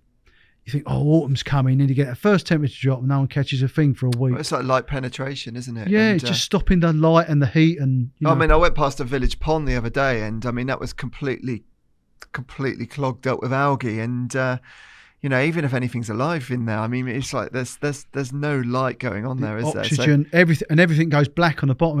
Everything else that needs the light, needs the photosynthesis, rots because it's not getting it. But suddenly, I mean, one year on the Mere, we had these algae blooms, and you could look up the lake. It was a long lake, and it was red. It was bright red all the way down the middle. I said, what the fucking hell was that like? And we rode out there, and all around for 50 yards was Daphnia. Just, and that year the algae went really, really quick. The Daphnia ate it. Unfortunately, that never happened. You can imagine. I mean, the life in that lake, the snails. It's well documented now with some of the captures in later time. People catching the snails and all that. The snails in there were unbelievable. When they migrated up that marginal shelf, there was thousands of them. But maybe a prerequisite to what would happen in a few decades after, with the fish kill and stuff as well. Yeah, it probably. But when I heard it had happened, jumping forward to that, I'd never really heard of lakes' whole ecosystems collapsing like that. I heard of obviously the odd fish dying because of low oxygen levels and all that, but not a collapse, as it were. Like, do you know what I mean? That low pressure, it's like taking the lid off a Coke bottle, isn't it, and letting the fizz go out of it. It's got that sort of effect. Yeah, well, that's what I've read, etc. But so did you find any? So obviously you found So what did you do then? So the algae was clearing, but did you find fish or did you? Yeah, find I'd sat down, and to my right, I'd sat in a swim that Hayward commandeered. What a lot of people won't know is that Alan had, I was young, free and single at the time, but Alan had young children. And for him to go fishing, he quite often had to take his kids with him, right? So he needed a swim that was fairly comfortable-ish, and this sort of thing, like the sort of the sacrifices that people do are sometimes you hear about them. Do you know what I mean? But anyway, this swim I had known about. I had seen fish there. In fact, I'd said to Alan, we used to see fish a lot here. Anyway, he opened up this. When I say opened up this swim, you're opening up enough for a rod sort of thing. And he'd fished it, and he caught some. That one you showed earlier, he caught that from there, and he did catch some of the fish. He didn't catch the linear while I was there. He caught some of the commons, but he as I had pretty much, he'd given up. It was pointless. You were flogging a dead horse. And he'd been starting to do a bit on the Thames as well.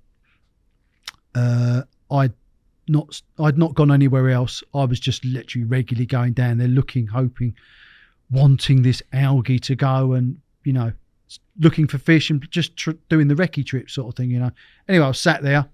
I saw a fish roll about 30 yards out. I thought, cracking hell, it's the first one I've seen in weeks. And we look, mate.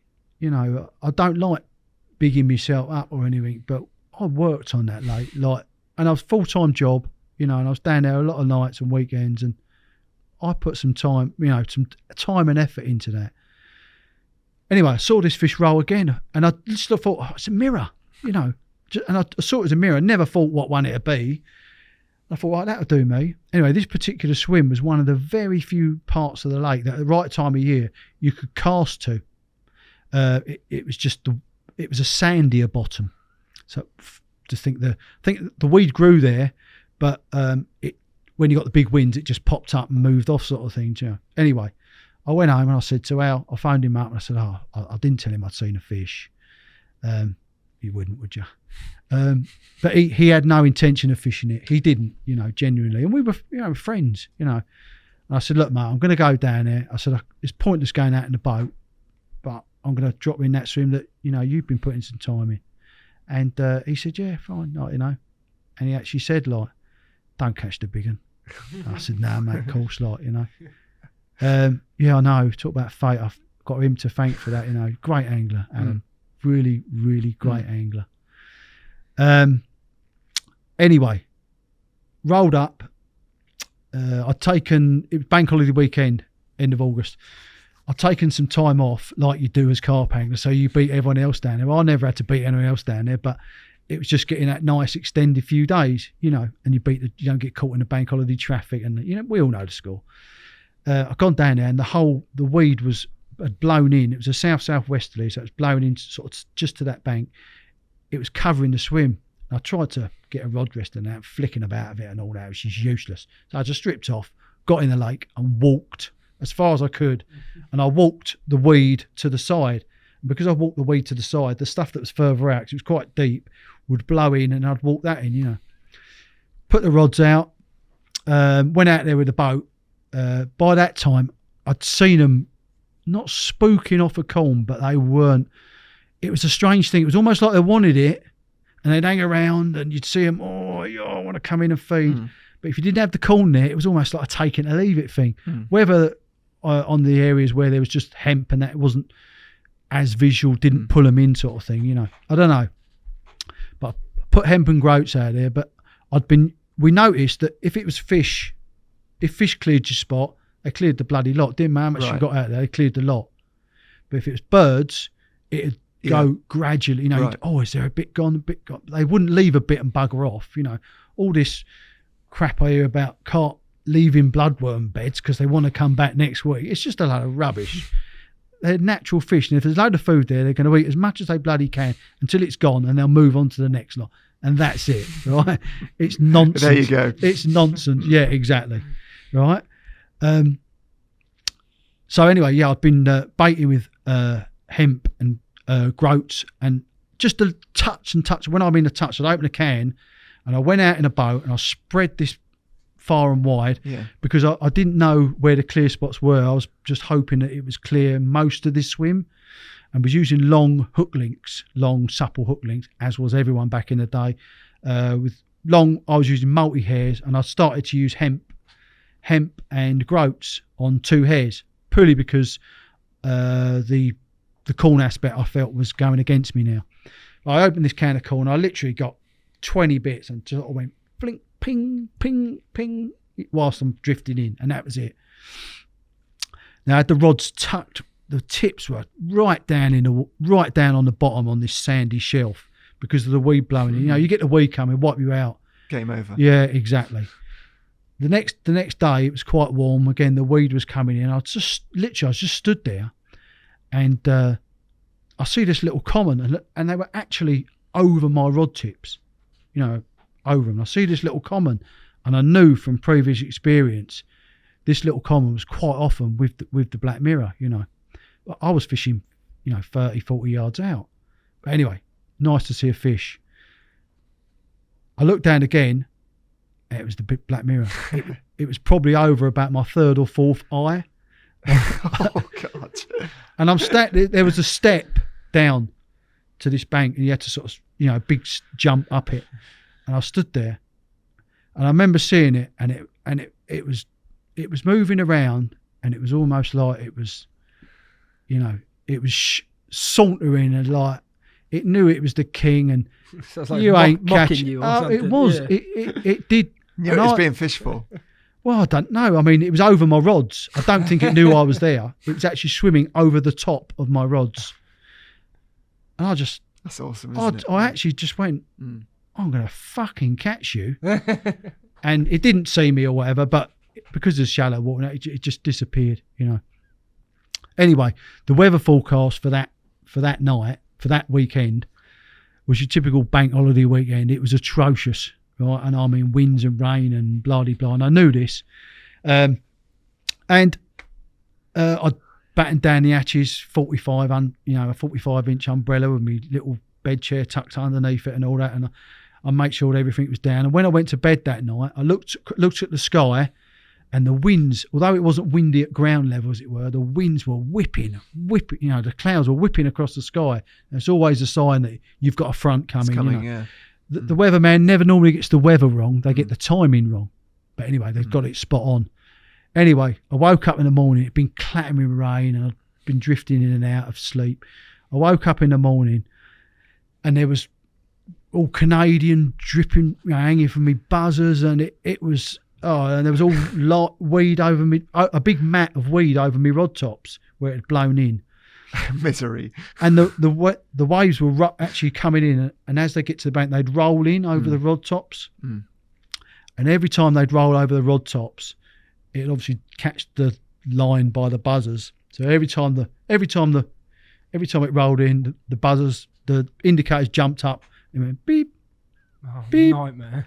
beep, like that, and it was pissing down. And my brolly had blown in at the end, so the top of my sleeping bag was wet, bottom of my sleeping bag was wet. It was about 7 a.m. It's still quite dark, and it was always, you know, there's a canopy of trees and that. And I had enough of it. This is shite. You know, I'm not enjoying this. Do you know what I mean? As much for I'm going home. I'm on my own. There's no one to talk to. No one else on the lake. It's probably not another angler for a couple of miles. You know, I've had enough. So because it was raining, I thought I'm not packing up in this. So I just literally curled myself up in the middle of my bed chair, just feeling really sorry for myself. You know, it was horrible. You know, we've all been there as anglers. We know it. We didn't have kit now. We didn't have the kit, did we? Well, I was comfortable, but I was wet. But you know, when you're in a sleeping bag and you're wet, it can almost feel quite comfortable. Sort of, I don't know. You don't want to move, do you? You're not cold. That sounds grim to me. No, mate. but you're wet, No, but it's you're quite warm. grim. You're Yeah. wet, but you're warm. So I just curled up and I thought, once this stops, I'm going home. Anyway, I'm sort of drifting in and out of sleep, and I'm literally under the bag because the mozzies round here. Honestly, I'll get mullered by them. But round here, a murder, you know, so wet and that. And all the indicator going beep, beep, beep, beep, beep. And oh, fucking hell. And you got to remember, this is end of August, right? That's as much of a take as I've had. Honestly, it sounds bad, doesn't it?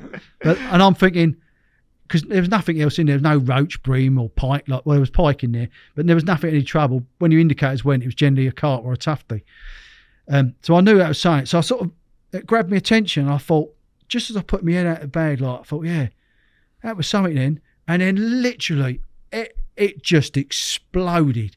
The rod tip lifted out because they were at such an angle. The rod lifted Brilliant. up, Yeah, and we're that's using. incredible, that. Remember back then it was state of the art bait runners, but they were little spools, Aero boat runners. arrows, yeah, and they were only little spools, weren't they? So when it zipped off, it was 10 times as fast as these big pits. You know, the amount of line leaving the spool, and it zipped off. I was like in the flaps. I curled up and done the bag up like you never normally do. Nothing was going to happen. Trying to get out, jumped down this step, and the old cliche, like I really was scared to strike, because we did strike back then. Anyway, I sort of lifted the rod and I got it all the way up, and it went bang, and I thought, Jesus Christ! And I just had my hand over the spool, just took my hand off, and it was going. It was going. And I just thought to myself, past where I was fishing was just it was a forest. It would have been like fishing into a forest, And it was just going out. One way this fish is going. So I jumped up the step. I just immediately thought, I've got to get as much line out of the water as I can as I've had it. Jumped up this step, got the rod up, and out in the waves, I'd stopped it. It stopped. And out in the waves, I could see these flat spots and all that. And I'd known from fishing other pits and that sort of thing, but fishing from Thames as well, that fish that are uncaught quite often hit the surface. They ain't got a clue what's going on. They don't know what's going on, so they bolt. The next thing they do is come to the surface. And remember, we weren't dropping leads and lead clips and all that back then. Anyway, it's hitting the surface, and I think, Christ, it's over the biggest weed beds in the lake, And I'm thinking, right, I've got to be careful here. I don't want to just start hauling it, sort of frightening it. I just gently ease it back. The old wind in the lines going, whee!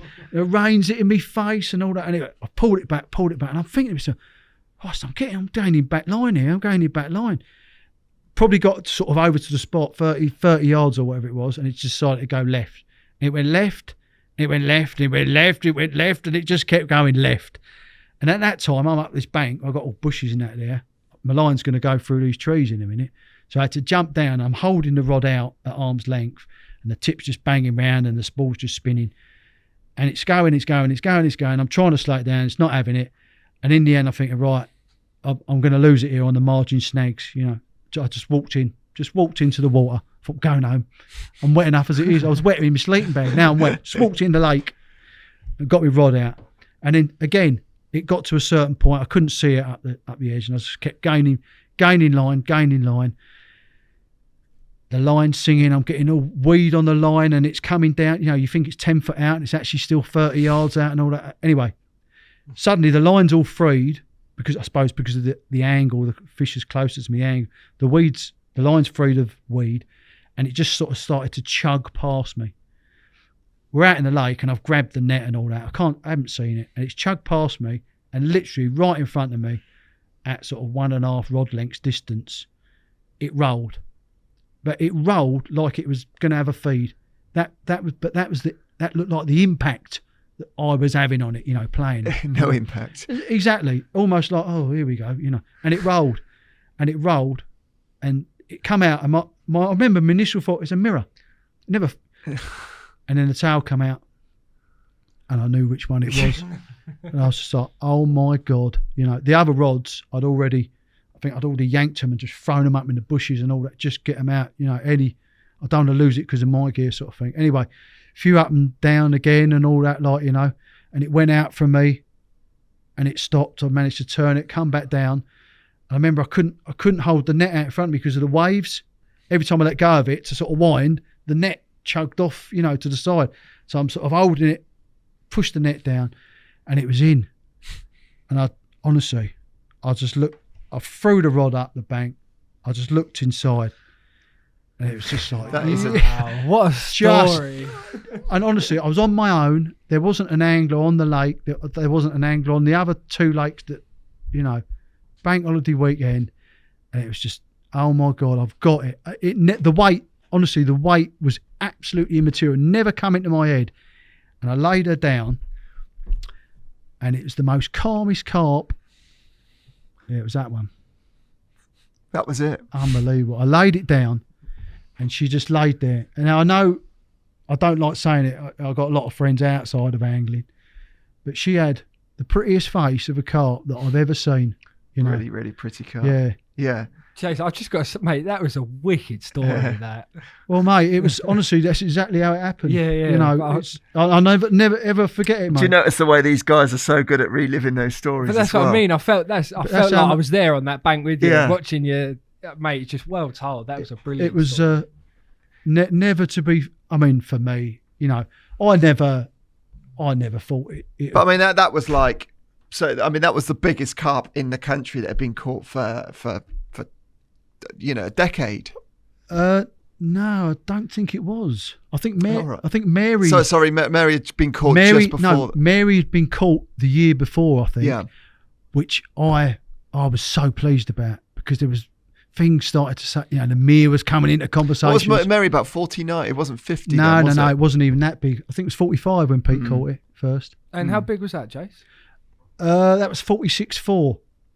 I weighed it and it just went zzz, donk. To be honest with you, I almost I know forgot, you said you got forgot to weigh it. your new Rubens or something I at the bought time. You some new needed the right Rubens. scales for that, didn't you? Yeah, I bought some new Rubens. I'd actually bought them off Pete Bond, and I'd had them all refurbished and everything, because the hook was a bit rusty and all that. And I'd sent them off to Rubens, and they'd done it all. And I hadn't caught a bloody fish to weigh on them. Well, Do you know what I mean? you christened them well. And I hoisted it up. I had a little bar and I hoisted it up and all that. And I just thought, Christ almighty, 46 pounder. And my first, I just thought no one was going to believe me. Honestly. I mean, we were talking about this before, weren't we? If you're going to put that into you can't put it into perspective now, can you? Because No, I mean, it's Chris Ball said to me a long time afterwards, and he knows everything about carp fishing, the walking encyclopedia that he is. He said to me, it was the fourth biggest carp ever caught in this country. But it was the biggest unknown carp. I think I'm right in saying it was at the time, I think.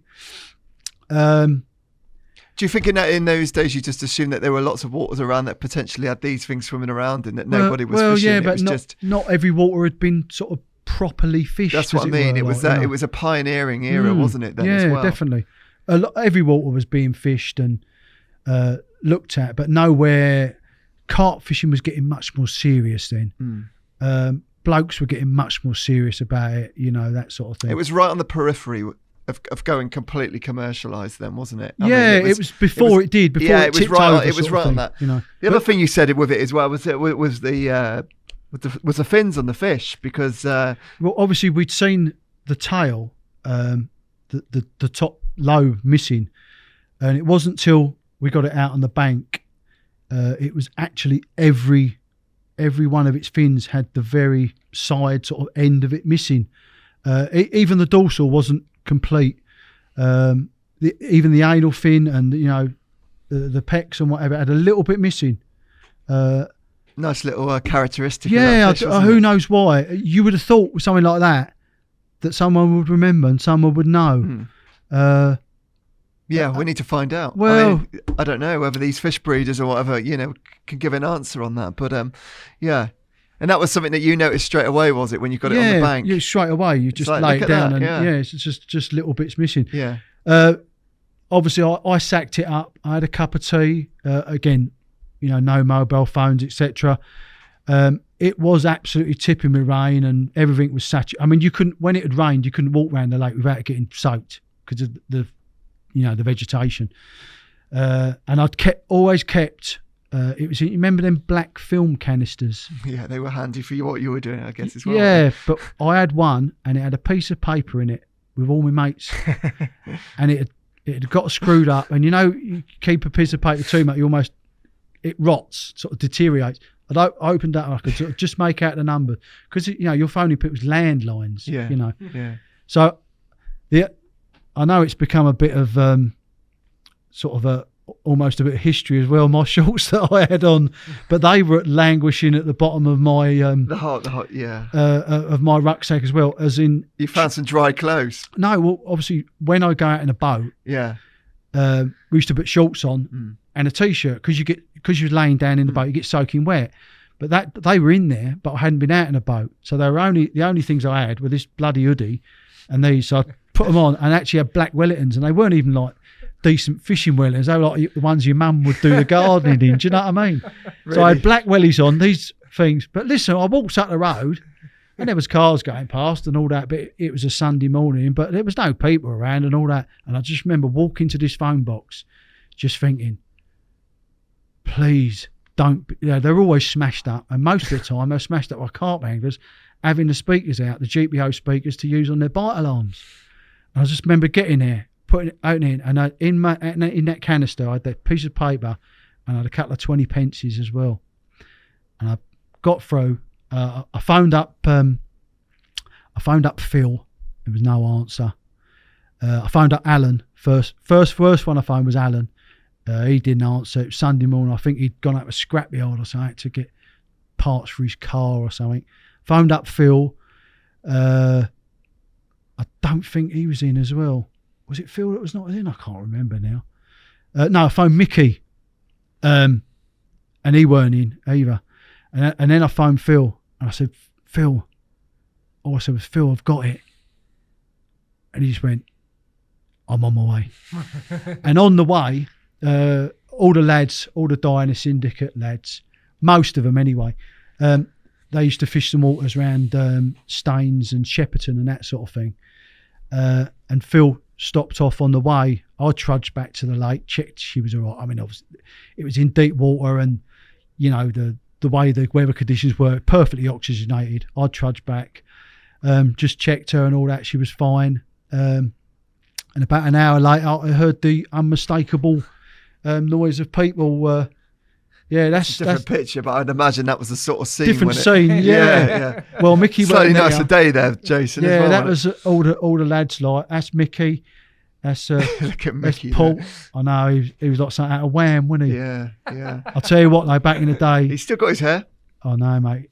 I'll tell you what. He always, when you go out, there's always someone does better with the birds than you. Yeah. It was him, bastard. He was always. We'd always end up in the kebab house. And he'd be going off with some bird like, you know? A bit of a charmer, was he? Oh, he was, mate. Yeah, he was. Who else is in this picture? Paul Jakes there in the yellow. I don't know Paul now. That's Macca there. Macca who died of cancer. Mickey's great. Sorry, friend. Macca in the white there. Yeah, to the left. In the black there, that's Steve Barnard. He's still fishing today. In the very fetching straw hat, that's Pinky. I'm not sure if he's still fishing. And behind him, hiding his face, that's Phil Jackson. That was actually a swim. My first swim, I fished on the Thames, and I used to catch loads and loads of fish from there. But no one was carp angling in the Thames then. But I used to love the swim, and the trouble with was it. All the lads used to stop off on a Friday night when they were going to their lakes fishing. And of course, I'm trying to hide, trying to be covert. And if you saw in other photos, there's half a dozen cars stopping on the main road. Just they come down to say, "You caught anything, Jace?" No. You seen anything? No. Anything in it? No. He never catches anything. No, exactly. But it drew attention, and people were, just having a bivvy up drew attention. You know what I mean? So when I found another swim, it was about 3 miles from the nearest. I bet it was. You know what I mean? But yeah, great memories. I mean, the lads. Mickey did mention it in his podcast a bit. When I caught the black mirror, I told a few people, obviously, people came down. Kevin came down with his wife and his kids. Phil was there. Jacko was there. Pinky was there as well. There was a few lads there. But it's just exciting to see that fish that you were talking about and seeing for so long, and then actually seeing it real on the bank as well. And what did you guys, so when you weighed, so 46.4, wasn't it? I mean, so what's your immediate thoughts on whether to go public or not with that, or did you want to keep that quiet? As I say, there were some lads there. So I have to say, some of those lads that were there that Phil picked up, I'm sure it's history now. They won't mind me telling. I'm not going to fall out with people for 35 years later or whatever it is. Some of those lads that came down that Phil brought down, I wouldn't have told. Everybody's got one person they want to tell, and that one person has always got one person. Yeah. Some of those lads I knew, not they were my friends, they were my friends, but I knew they couldn't get their mouth shut. So a select few were told, and a select few were told to keep their mouth shut under penance of death. But of course, word slowly got out. Now, when we'd all go out, come the winter and that, we'd all go out clubbing and the football and all that. It was quite a big group, great camaraderie. I'm still in touch with a lot of them now, and a lot of them are still fishing. But some of them knew and some of them didn't. And it became very awkward. And when those people that didn't know found out, of course, they had the ump about it. And I started to not lose friends, but you knew those mates weren't quite as matey with you. And sort of like, oh, you know, he told you, but he didn't tell me, sort of thing. They obviously... There's nothing worse, is there, than, you know, walking up to a group of people and then probably them looking at you and not really sort of trusting you too much after that as well. Yeah, I know. They always knew, you know. I think they used to call me some fucking super secret. They used to call me because I wouldn't tell them the time of day. What's the time, Jace? Can't tell you. You know, that sort of thing. It wasn't that I didn't want to tell them. It was just purely because, like areas on the Thames, if you told everyone, it was one swim. You'd never get down. Like Colmere, if you told everyone, I probably wouldn't have had the fish. I was a weekend angler. Yeah, the more popular they get, the more difficult it becomes. Exactly. It was never meant as an offence. So in the end, I used to walk in the winter. I used to walk around Raysbury and all that, and I saw Pete Springate one time, and I sort of knew Pete back then occasionally, you know, and he, one of my heroes, you know. And I used to chat to him, felt very privileged to chat to him. And he'd won the Cobra Cup the year before with Mary. Is that the brace pitch? Or was it just Mary on its own, that one? I think it was just Mary. I'm not sure. I don't know. I can't remember. But Mary was one of them. I think it was just Mary. No, it was just Mary. Yeah. Just for that, the biggest unknown carp, which it was at the time, you know. I think it was £45. Yeah, that was the one where he slid the floater up. And that's it. Yeah, that one. Anyway, I said to him about it, and he's quite a man of few words, Pete, really. And he said, look, I've heard about it. Obviously, Pete was in the know much more. You know, he was in the know. He said, if I've heard about it, lots of other people would have heard about it. I said, well, what do you reckon? And he said, just tell everyone. He said, I told him what was happening. And he said, life's too short to fall out of people, mate. Like, I was only young at the time, so a bit of advice from someone elderly, you know, or older, sorry, not elderly. He said, just tell everyone. And I said, well, that Cobra Cup. And he said, well, out of all of them, this is, again, at the time, he said, out of all of them, it's probably the accolade that has the most sort of, you know, is held in the Yeah, highest. it had some kudos, didn't it? Yeah, exactly. It weren't something that people were winning, you know, Angling Times badge. Well, I mean, it was an annual thing, wasn't it? Exactly. It didn't go on for many years, but anyway. So I said, okay, I think that's probably the right way to go. So it was quite funny.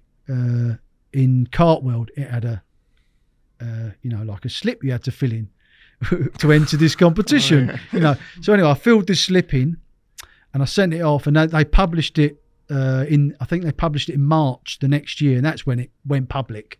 So it was in '93, March of '93, and I'd caught it in August of '92. And it actually said, and it had a picture of it, black and white picture, crap picture. They'd done it in black and white. I don't know why, but it actually said something like, all witnesses have been verified. You know, because big disclaimer out there for that. Yeah, exactly, because they knew that that the old Cartwell was going to probably start jumping up and down. And what was the reaction from other people? And you know, and then did people immediately start flocking to the Mere after that? Well, we fished it for the next year, and we had the Mere had then been taken over by there was a lake called Cargill's over the back.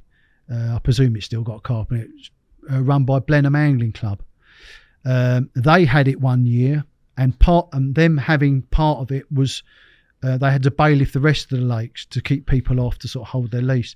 Well, a chap called Peter Howes had gained the lease, and Alan had been told through English Nature that they'd got the lease on silver wings, and part of the requirements of the lease were to bailiff Hive Lagoon and Colmere to keep people off it, right? And we found out about it. We went to see, we met this chap and his entourage in the car park at Silverwings. It's Silverwings, it's Priory, that's the lake. Its proper name's Priory. Again, I'm not sure if I'd caught the big one by then or not. I can't remember. But we knew about it. So we obviously didn't tell him what we knew about the lake, and none of his blokes wanted to fish it and all that. You know, dozen fish in 30 acres or whatever. None of them wanted to fish it, like. So he said, "Yeah, you guys crack on." And we said, "Look, I'm pretty sure come June the 16th, there's going to be a whole load of anglers turn up, or some anglers, you know." And we've only got, he gave us a slip of paper with a, you know, saying you can bailiff these waters. It was only me and Alan. I think it was one other. I'm not sure who that went to. But anyway, he gave us a piece of paper, a letter, saying you can bailiff these waters. We said, "Look, we're going to need more than that, I think." And he said to one of his blokes, he said, "Oh, Bob or Dave or something." He said, "These chaps," he said, "they need a hand June the 16th over that gravel pit over the back." He said, "Can you make sure you're over there with the dogs on June the 16th?" Yeah. And this bloke run this Thiel Park Fisheries at the time. I don't know what's happened to him now. But he ran what was Thiel Park Fisheries. And this chap said, "Yeah, I'll get the dogs out June the 16th. I said, see you over there, guys." And me and Al were like nudging each other like, yes, you know what I mean? We got out of the Baskervilles. Yeah. You know, you can't fish here, mate. We got a letter. And the dogs. And my pack of dogs says so. On your bike. Do you know what I mean? Anyway, June the 16th come. Me and Al set up in our swims, like, and we're waiting for the crowds to arrive and all that, and waiting for the sound of, you know, cars pulling up and trolleys and people bashing through the bushes. And we're also waiting for the sound of this geezer coming round with his pack of hounds, you know, coming round like. Well, he never arrived with his dogs. And do you know how many anglers turned up to fish the Mere that year, apart from me and Alan? No one. Not one. And I think the reason was the guys that knew at the time had enough respect. We did have permission. We didn't have permission every year, right? And that's fine. That's hands up. But we did have permission some years. And I think those guys had enough respect to say, "No, we can't go over there." They were bailing for it, blah, blah, blah, you know. Jace, I haven't asked you for a gift yet. Have you got anything nice for us? Cheeky buggers. Yeah, I've got something really nice for you. Great. I'm looking forward to this. The first gift is one for you, and there's one for Toby for being great at the podcast and for making me feel very comfortable. Mate. Okay, so we've got our own gifts. We've never had this. No, that's great. Anyone that knows me, right? Yeah. Right. Can I guess what's in that? You can, or you can just read what's on the bottle. What on earth is in there? Caramel vodka. Now, I meant his drink a few years ago. Yeah. I don't distill it before anyone thinks that I'm doing HMRC or wherever it is out of money. No, it's a recipe that I came up with a few years ago, and it's become very popular among friends, family, and acquaintances, and a few syndicates that I frequent on their social days. They're all alcoholics now, aren't they, Jason? They all ask for it. It's all I say to you guys is there's a bottle each for you. Wow. When you get home tonight or at the weekend, little tumbler, one ice cube, put the fire on a telly and a bar of chocolate or something and enjoy it. So there you go. That's for you guys. Thank you, mate. That's very now, kind of you. Thanks very much. Great. Now for the Korda podcast gift, I've got you two let's have a badges. Right. Okay. Now, wow, look at these. Look at these. Obviously what I used to do full time for a job was a master pattern maker. I've done it for most of my life. I don't do it now. Obviously, you know what I do now, but I've done it for a long, long time. And it was basically carving things from metal into whatever design I was given. The bottom badge I made for the BCSG, which is a group I'm member of, the British Carp Study Group. That was for their... Great, we got a picture there. Thanks, Tobe. Jay sent me this earlier because it's going to be quite hard to see on camera. Yes, it's going to be you very can difficult. really see the detail there. So that was the bottom one. That's the 50th anniversary badge, which 1969 to 2000 and what was it? Was it 2000 and 50 years. So do the math. 2019. Yeah, exactly. Yeah. Yeah, sorry, I can't see that from here, the glare. So that was one I made for them. The top one dates back much, much earlier. Now, when I first started doing making master patterns, after I'd sussed out sharpened hooks, I wanted to carve a carp for myself. Now, I made a big one, which was a plaque. I haven't managed to find one of them at the moment, but I made those badges. They're little pewter badges and they're electroplated over the top. They're of no particular carp in particular, just a nice carp. And I used to sell them. Everyone should have a side hustle, like caramel vodka these days. They used to be my side hustle. Now, I made the original. I got them cast at where I used to work, got them plated, finished. They've got pins on so people can wear them and all that. And I took them in to my local tackle shop, which at the time was Hounslow Angling Centre, hence Richie McDonald. Richie saw them and he said to me, we'll sell them for you. We didn't sell hundreds, but it was a nice end of the month. Here's an extra 50 quid, Jace, when at a time I was probably earning 50 quid a week. Oh, that's so nice. Richie used to sell them for me, and there was very, very few of them, knocking about now. There is one chap, a chap called Steve Mogford, who dates back to the old Diana boys, and he got one of those, and he took it to a casters, and he had it cast in gold, and he wears it around his neck to the day. But the casters... if you look on the back of that one, it's got my name, which is stamped on the back. But he took it to the casters, and I think they needed to make it a bit thicker, and they ground my name off. But yeah, the one Steve Mogford wears is mine. You'll see it's identical, but it's gold, obviously. That's quite heavy as well. That's amazing. When you're actually looking at it on the picture there, the picture's really good, Tobe, isn't it? And that you can see all the detail in it. See this on the scales. The scales. I don't know if you can zoom in or whatever, but the scales. Have even got the lines of the scales. See that on the scales on the top one? Yeah, I see that. Yeah. So even got the lines, and most people who carve stuff, when they do fish scales, they just do a C shape and they do another C shape next to it. Actually gone a step further there. Those ones are actually laying on top of each other as it would with a carp. You know what's going to happen now, Jason, don't you?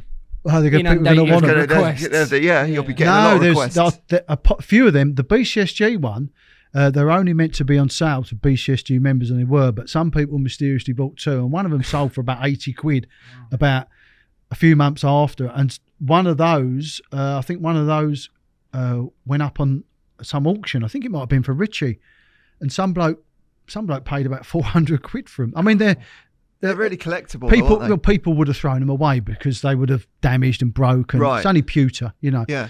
And obviously at the time you think nothing of it, do you? I have got the master pattern at home, but that was my only one. And they were key rings as well, which had a little key ring fixed through the tail. And Jay, so how do you? It might be a simple question. How do you actually make them? Because the it starts from a block of metal, mate, a sheet of metal, and you bang it and you scrape it, and you've got like a dentist drill with tiny little burrs that dentists would scrape your teeth. So there's no stencil or anything. It's all freehand. It's pretty much done freehand. Yeah, it's freehand. Wow. Yeah. I mean, to be honest, I was very, very young when I did that. I always thought the face was a bit tenchy. I like it. It's got a bit of character to it. Yeah, but I don't know. I'm my own critic. I don't like things that ain't perfect. So on the BCSG badge, I never made the fish one there. That's the original BCSG shape. The mouth on that and all that. If you was doing a life study, the mouth, etc., is completely wrong. But it's the BCSG badge, and it has been for 50 years. So wasn't allowed to touch it, and rightly so. Who am I, young upstart? So those are two things. They probably will be collector's items in years to come. So I'm sure. And there's, they take time to make, mate. It's not something you do in a few hours. How long would that take? The top one was a lot more detail, obviously. You know, you're probably looking at 2 or 3 days work. Really? Yeah. Wow. I mean, Crikey. honestly, you get only master pattern making. There's very few now who work with their hands. You know, I mean, I could change lots on that now that I think are wrong, and I could probably do them better because now I've been doing the job 40 years, but back then, or 30 years. Now, back then, I'd probably been doing the job 2 years, but I just really wanted to make a carp. Yeah. Do you know what I mean? Yeah, it's nice to look back. Thanks very much for that. That's another fantastic gift. You're welcome. And thank you for Go the easy vodka. on the I'll be trying caramel some of That'll that be gone later. tonight. Yeah, won't let it? me know what you think, because I've got a bit of a fan base with that. Yeah. If there's anyone out there listening that happens to have a distillery and they want to go into business, just Here give me we a shout. go. Yeah. Well, No, seriously, it is. And it's- I mean, I've never Don't dilute it. I've never come across caramel. there are caramel vodkas out there that by the big companies, the huge conglomerates, you know, but this one is much better. It's very sweet. You know, it's very, very sweet. 1 ice cube, a little bit, let it melt, and just sip it. It's very drinkable. It's not that alcoholic. It's about 25% or something. It's, Oh, okay. So it ain't, it's not too you know, bad. it's not like 50% like vodka is or something. You know what I mean? It's, you know, We should give you our feedback. yeah. Well, I'll Well. have 7 and then I'll give you a call. Oh, you'll be all right. Yeah. Jesus. Be all right. Slurring the It's words a very, little bit. honestly, it's very drinkable, very drinkable. Yeah, I'm sure you'll like it. Jay, after catching the Black Mirror, Oof. Where'd you go, eh? where'd you go after that? I mean, that's the thing, isn't it? For some people, it's like it's only downhill from there. What happened for you? I grew up in a one-parent family. Sorry, it's just sounding like fucking. Oh, what's going on here? This is your life, this isn't it? No, I know, It's yeah. But my absolutely dad brought me up, so I was very close to my dad. But like families do, we had a bit of a falling out one day, you know, Yeah. and I hadn't seen him for a while. Yeah. And then I had a flat in Hampton, in Middlesex. And one day, I got a knock on the door, and it was the old Bill. And my dad had been found dead at home, and my life had gone. And honestly, mate, it was a bad time for me, you know. So I did what every bloke does. Yeah, I can imagine. Drink, drugs, women. I had the time of my life. you know. For how long? Well, I don't know, mate. Probably hard banging it. Done everything for probably about a year. Right. You know, used to. Do you realise what you're doing at that point? No, yeah. It's an escape, isn't it? But you get- consciously you when- need to when- get away from this. Yeah, I think it's nagging at you in the back of your head. Yeah. You get pissed, go out with your mates, get pissed and have a good time, go to football, go out clubbing, take a load of what you shouldn't take. It's an escape from what is actually nagging you in the back of your head. The only thing, hopefully, obviously, what I would never tell people to take the same path, but it shows you in later life how strong a personality you are, that you don't carry on doing that and you end up crashing and burning. Do you know what I mean? Yeah, I mean, in reflection, do you look at that now and think, well, that's just one of life's lessons, isn't it? And But the whole thing is, you know, I mean, losing a parent is hard as well, isn't it? And then having an experience like that. and then after that, because I hit the big time, I don't mean fishing. When I hit the big time, I mean the drink and the drugs and all that. I fell out with my girlfriend at the time, and I split up with her as well. You know. And then at the end of that period, it's the start of, you know, more positive stuff to follow. Yeah, so, of course. Oh, mate. You know, it doesn't. You know, as long as you don't allow it to, it's not going to last. No, you've got to forever. be strong enough, and I think what people don't tell you is, or what I was never told, is no matter who you are, there are going to be some periods in your life where you feel like you are the shit on someone's shoe, and you will feel really down and you'll feel really bad. But you've got to realise that those times will pass, and you will have better times. Yeah, and you've got to be strong enough to pull yourself out of it. If you stay down in that gloom, God knows where I'd have ended up. Do you know what I mean? Yeah, it's important to know where you are, isn't it? Even when times are harsh, it's important to know, you know, the position that you're in at the moment, and it's and there's only one person that's going to get you out of that as well. No, definitely. Can we mate. talk about we'll talk about hook sharpening, Jace? Because I mean that's quite you're quite well known for that, aren't you? Yeah, definitely. Yeah. But do you want to go back to how you got into, I mean, your work and everything in the first it was place? through the master pattern making. It was through just filing pieces of wire, Yeah. which was my first jobs to put through a drawer plate. You had to file them sort of in a cone shape to fit them through, and the wire would get drawn through. So you'd go you're making the wire thinner. You're not just going to, if you've got a piece of wire that's 5 mil and you want a 1 mil bit, if you haven't got a 1 mil bit, you pull the 5 mil bit down to 1 mil through a series of holes, and you have to have a cone on that. And my first job was doing that, giving it to the old boy who's put. I mean, it's the the worst shittiest job at the time. But of course, when you're an angler, but you're seeing that little cone and thinking like that, and I'm thinking, I've been in the job 5 minutes. Really? Yeah, and this is a long time ago. 35 years ago, or whatever. I'm thinking, shit, I know what I'm doing when I get home. Yeah. Can I take this file home? So how long have you been doing it for? Oh, forever, mate. I don't know, properly since I was about 18. And you've got there's a very defined. We've got a picture up there actually of your a normal hook versus the sharpened hook. And that was one of the pictures that they took for Carpology when I first wrote about it, which is in 2007. That's when I remember that well. Yeah, the chap Rob, I think it's his brother or something, worked in a university or something, and I told him about it. When I told him, I mean, he knew everyone and everything in carpfish. He never heard of it. And he's like, what? I said, no, you wait. And I sent him a couple of hooks. And I said, what do you reckon? He said, mate, I couldn't believe it. He said, but what I've done is I've sent them off to be put under this electron microscope, I said, you're kidding me. And I was really worried. And he sent them back and he said, mate, we've never seen anything like it. That's quite a difference, actually, isn't it? It's a massive difference. Giving that edge away in the first place, I mean, because it surely is an edge, isn't it? I've heard other people say that, but I wrote about it in 2007. I've been doing it 20 years before then. To that, obviously hook sharpening, I didn't invent it and I've never said I have. But taking a chemically sharpened hook to another level with the tools that I used, yes, that was something. You're surprised it took so long for people to get into that in the first place? No, I don't, because we're all guilty, going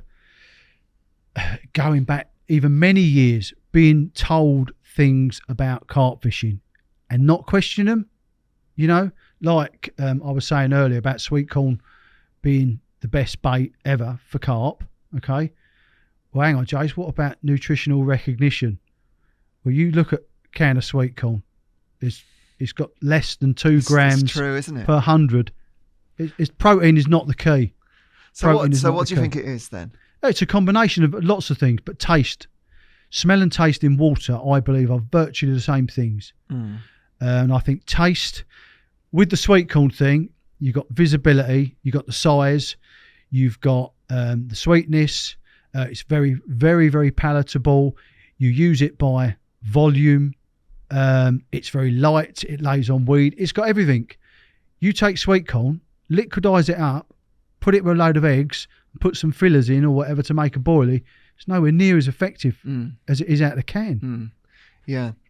And like you say, it's that they don't necessarily need to be eaten just because they feel some sort of value from it either, do they? I mean, they can't feel value of it. It's convenience, isn't it? But if you can eat it and not feel anything from it. They know it's edible. They know it's food. Like in a tank, you put a tiny little boilie in next to a piece of gravel, same colour, same size, etc. They suck the stone in, they blow it out. It's because their senses tell them that. They suck the little tiny boilie you've made next to it, they eat it. They know what is edible. But to say a fish, right, knows that it's good for them is just, I think to an extent they'll know what's indigestible. If you ever try feeding, if you've got fish at home, try feeding potatoes. No, seriously. Yeah, no, I mean, it's so heavy, isn't it? I mean, they and when they chew it up, yeah, what happens when they chew it up? It stays the same consistency as when it does when it went in, and I think that sort of bungs them up. So then I think they can't physically. Yeah, to put some credit to that statement, if you look back at the old Hilton and people like that, they used to catch carp on potatoes, and they would catch the egg carp, but as soon as they started baiting up with them, and the potatoes were everywhere, nothing. Catch very, very few, because the carp realised it bunged them up or whatever. So yes, edible substances, they know everything that's edible. They can detect it, but not nutrition. So, and another thing is, why carp? So you're telling me carp can do it? Can bream got that nutritional recognition? Roach, tench, have they all got it? No, they haven't. nor have we have. Mm. Nothing does. Mm. They all can just detect edible stuff, and they go around the pond, and they suck it in, and if their senses tell them it's edible, they eat it and they swallow it. Mm. And hopefully they grow with it. With regards to putting protein, etc., in a bait, that's a whole different ball game, and I believe we should do. We want our carp to grow. We want them. Let's not beat about the bush here. We stick hooks in them. We want them to repair the stress that we put them under. We want the food to do them good and nourish them, and we want them to be healthy. That is the main reason we bait. We make boiled baits nutritious, not for the attraction. There is an element of the amino acid thing, but it's not why I use it. Mm. You know. I mean, you said before as well about using bait properly. So regarding your own fishing, are you selective with the type of bait you use? I mean, are you more of a boilie angler? Boilie if I can. Right. Boilie and boilies as in hook baits, yes. And when we hear the term using bait properly, I mean, what do you sort of mean by that? I think the application of bait is very, very important. There's a very simple thing here to catch carp, right? And it's so simple that people ridicule it, and I don't like actually saying it because some people don't get it, but it's safe. You go down to a lake, okay, and you can't find anything, but you look in the weed beds, and that's where they are. Why are they there? 'Cause it's safe. You look in the snags, they're in the snags. Why are they in the snags? Because it's safe. And that's even on unfished lakes, you know, because of what predates on them and what they've grown up and learnt through their life, They like things that are safe. These boilies that people say, oh yeah, it was, I mean, they're great theories. Don't get me wrong. The people who've come up with these theories, I'm not dissing them guys at all. I can totally get why they would think that. Totally get why they would think that carp could do that, you know. But these boilies they took to the lakes, these high protein baits, they had to flavour them, right? Or they flavoured them for a label, but they didn't work instantly, right? Now why didn't they work instantly? Because they weren't safe. They put 10, 15, 20 mixes in, they became safe. Suddenly they're coming across them everywhere. They're seeing them. They're no longer a danger, are they? That is what I do with boilie application. So a lot of bait then, I take it. It doesn't have to be a lot, no, but put regularly seeing it on. Regularly seeing it where the fish don't just. I mean, if you think the carp are getting around everywhere, I wouldn't throw bait where I didn't think the carp were getting. But if I thought there was a tree down there or it doesn't have to be a lot, handful here, handful there, just to see the reason I use boilies is because it's my bait. If I use sweet corn and someone see me, they can go and buy some sweet corn. But when they use my bait, they've got no idea what it is, you know. And it's whilst carp angling is not a competition, very few of us get on the same bait. Everyone on the same bait, do they? If you're on a few little mates, a few little team, then great, and you all put a bit in here, and the results grow because of that. Why do they grow because of that? Because the carp become used to picking it up, and it's as simple as that. But I can't imagine that. I mean, are you part of a baiting team? I mean, you seem like quite a solitary angler. I fish on my own. So do you find that? I mean, do you find that difficult? Because I mean, you've got to do all that hard work yourself. Depends how good your bait is. Right. You take, flip through the internet or magazines or whatever. There'll be 100 baits. Unfortunately, or fortunately, depending on which angle you're looking at, some of those baits are going to catch carp better than the others. Now, when you've been in carp angling or in the business long enough, that who can produce a decent bait, and there will be baits that stand out from the rest. And we could all rattle off a number of baits across the years. There's been thousands of actual individual baits made. Are we talking about attractors as well, or the actual base mix themselves as well? No, because base mixes make the base mixes attractive, but make it palatable. Don't bore the guts out of it. And I mean, something like a Tutti Frutti Richworth boilie, which was a really, really good bait. Yeah, at the time. It caught because one, it was very, very attractive. One thing about Tutti Fruttis, which people seem to forget, and it is very relevant. It's so simple, but it's very relevant. there was virtually nothing before it. And we all know in carp angling, if you're the first to do something on a method or a particular bait or something, then that can often be devastating. And when those tooties, when those rituals first become available, we was all rolling. I used to roll baits, Thursday night was bait rolling night, and we used to get a couple of pound of bait. A couple of 10-ounce mixes. Yeah. A couple of 10-ounce mixes, which is ridiculous, and we used to pulp 30 out or something, and if you see someone put a couple of mixes out, you'd be, he's feeling it in. And then they came along, and they were, I mean, for me, I was young at the time, weren't earning much money, but a bag of that bait, straight away, you got an extra night's fishing because you didn't need to roll the bloody stuff. And then you could go down there and just open the packet and pulp them out. And then the most effective ones, a lot of people on the lake would get on them. So everyone's baiting up for each other. And it's a cycle then, isn't it? Do you see what I mean? But, and again, it doesn't go on forever, does it? They do, you'll still catch them, but they will lose effectiveness. Carp will definitely get wary of a certain bait. But then you get another one, you do the same again, it happens again, doesn't it? But what you're doing, you're trying to, I mean, are you purposely trying to find something completely different to what other people are using then? I won't. If someone's, I've got baits in my recipe book that are solid, and I trust them. To find, I've always thought to find a boil bait. I'm talking about boil baits here. To find a boil bait that works in every water is extremely, extremely difficult. Some of the names, like some of the big companies, like take Mainline.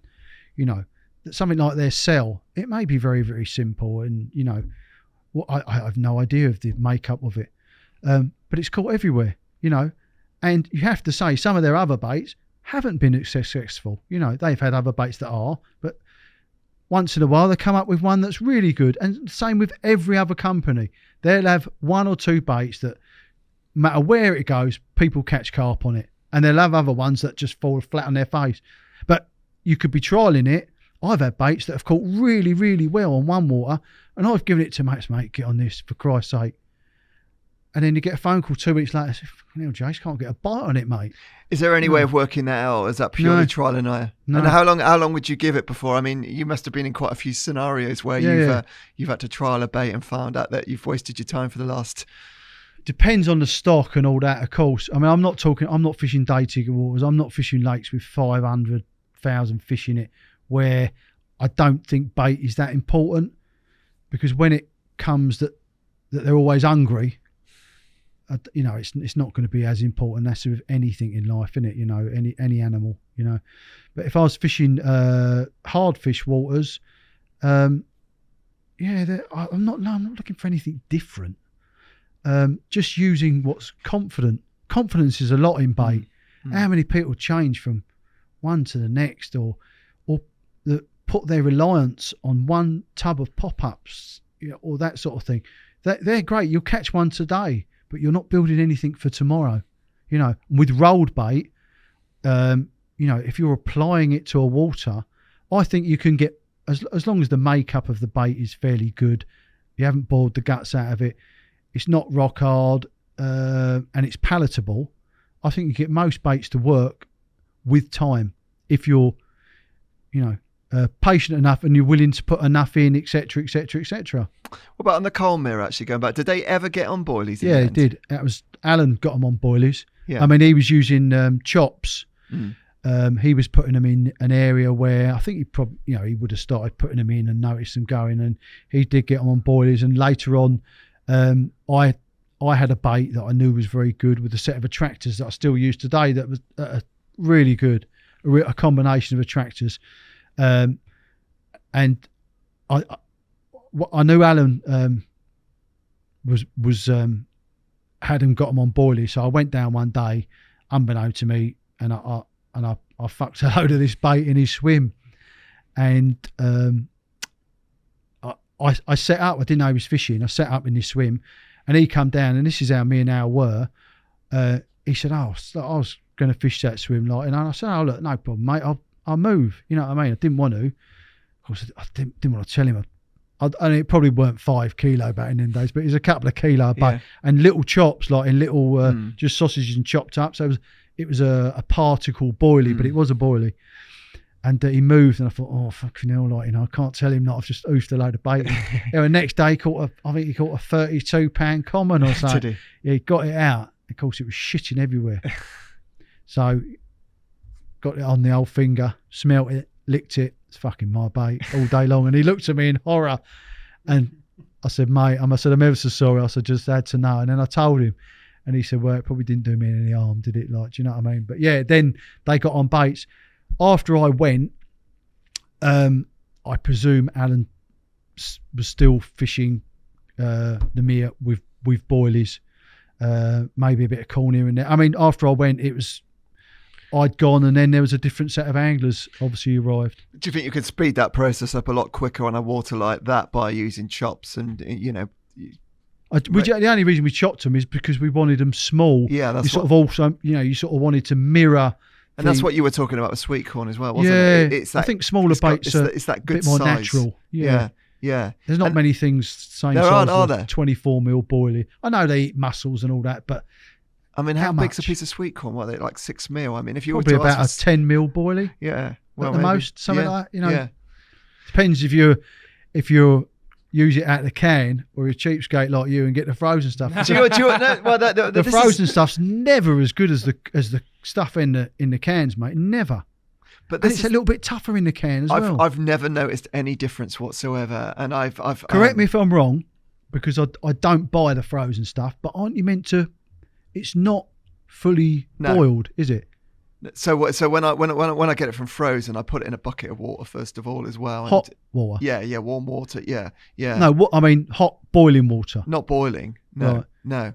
Because it's not fully cooked, is it? It's partially cooked. Right. Well, the ones I have bought years ago, right. But I haven't bought it years. But the stuff in the tin, yeah, I get you can eat it up, but it's cooked.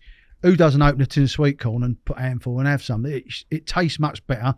It's nice little granules. It ain't all mushy crap. I mean, it does. Sorry, I've just Googled it. Yeah, he's right. It's not fully cooked. No. From frozen. Exactly. So I think it's more ag. Why would you use frozen bloody corn when you can get even those big tins? Because you can buy. Yeah, I'd go in and buy trays. Well, I haven't used corn for a long time now, but you go and buy 12 trays and it costs you like $5 or something. Yeah. It's a lot of bait. Cover a lot of area with that.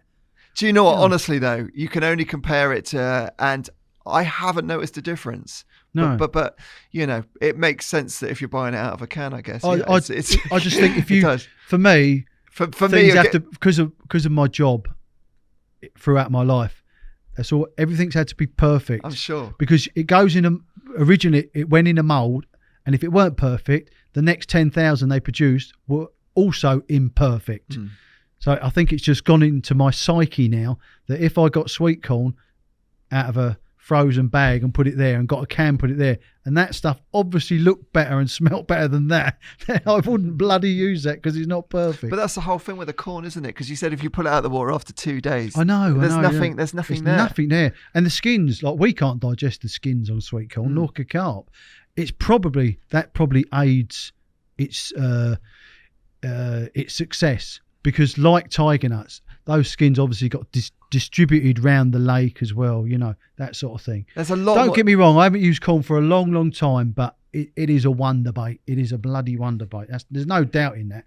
All right, we'll change the subject on that anyway. No, but you make your own bait as well. So when it comes to, are you using a lot of attractor as well? Do you feel that you need to use a lot of separate attractor? Well, it's a little bit different because I sell it commercially, and there's a very big difference between bait I would use and bait that I would sell. The reason, not in makeup, I mean, but the business, the customers demand that it has a smell, that it's quite pungent and that sort of thing. And I've made pots of pop-ups really, really good. I mean, some of my mates, I still make the odd.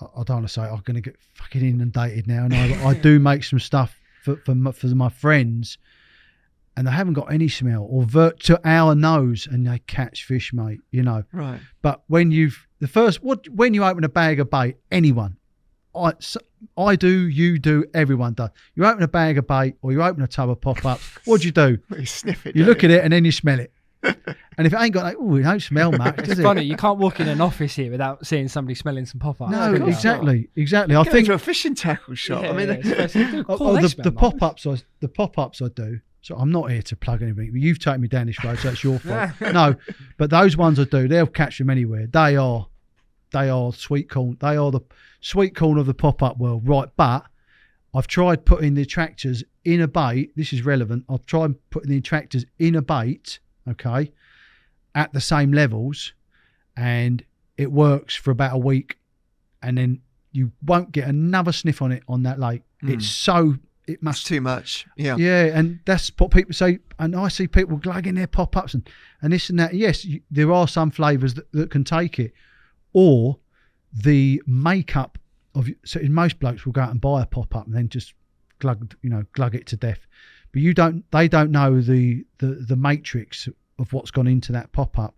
The ones I make, I know what's going to go in, and I know how fast stuff's going to come out, and that's a big difference because I could put the same in mine as yours, except yours will stay really, really strong for a long, long time and maybe be repellent, whereas mine, it comes off at that rate. And that has taken years to find that out.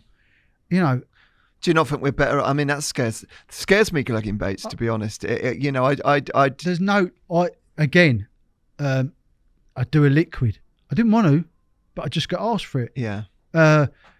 What do you mean you don't? You're part of Korda. You lot squeezing that bloody goo stuff everywhere, and you're bathing in it. You know what I mean? So don't give me all that rubbish, or I don't do it rubbish. I bet you got a bag full of them at home, haven't you? I don't lie, Jace. No, okay. So anyway, yeah, I don't like doing the thing. I can do it with mine, but I know what it is. But someone who's going into a shop or whatever, you don't know the strengths. Most liquids, glugs, etc., there will be a dilution rate to it, but you don't know that. You don't know what it is. So yeah, I wouldn't always want to do that. And I think a lot of people, especially you see the guys, I'm only on an overnighter, so they put twice as much liquid on. Well, what you've actually done, mate, is you've actually made your bait repellent, and it won't actually be attractive again until about 15 hours time when you're sat in the office. But oil, yeah, exactly. What about oils and stuff there? Something that's going to disperse quite quickly from baits. I mean, obviously, yeah, but again, time of the year, water temperature plays a part. Yeah, in that, and depth of water as well. Yeah. I think oils can work a lot in your favour of depth of water. Yeah, and I do believe oils attract carp. Certain oils. I don't believe this theory that they don't.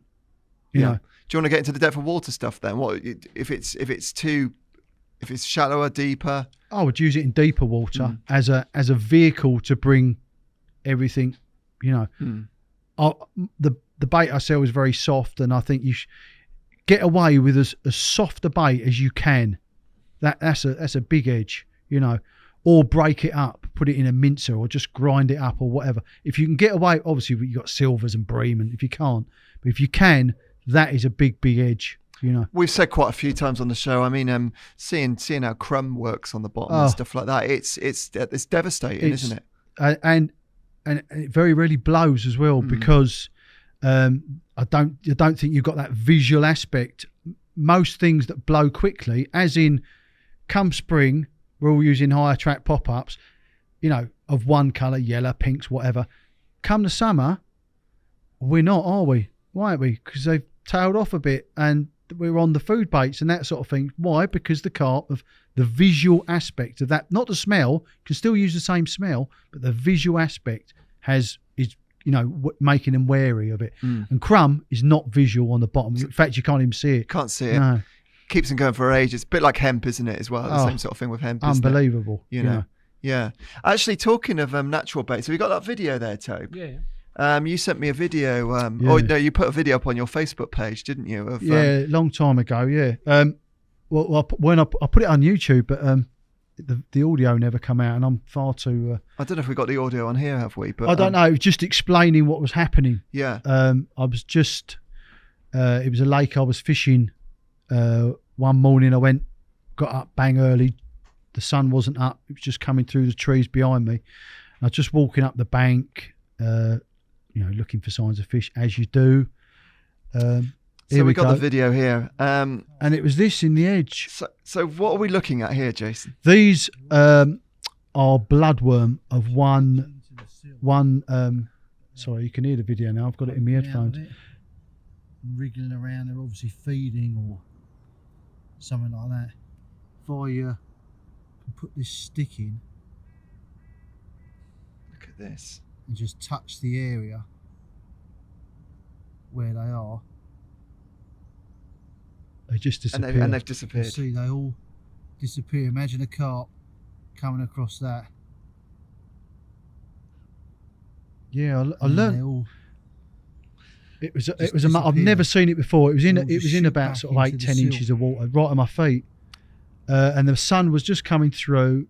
Whether it was warming up and they just caught it at the right time. But everything. If you watch the full video, you get these caddies coming, these beetles coming. Yeah, it was like almost like the bait ball tuna thing. You know? Like the pyramid thing, isn't it? Yeah, exactly. Yeah. Everything came in. I mean, obviously there was no carp there because it was so shallow, but you can imagine that. Yeah. Bottom of a lake bed.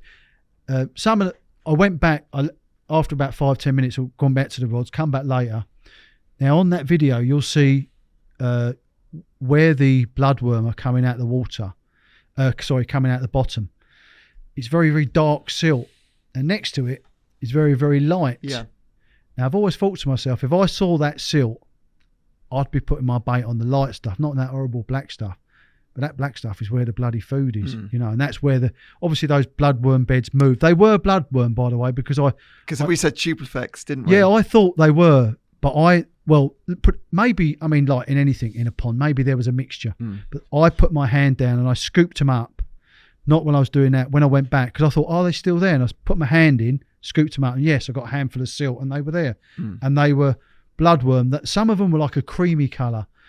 Some of them were like transparent and pinky, and a lot of them were dark red. They were, as far as I'm concerned, they were bloodworm.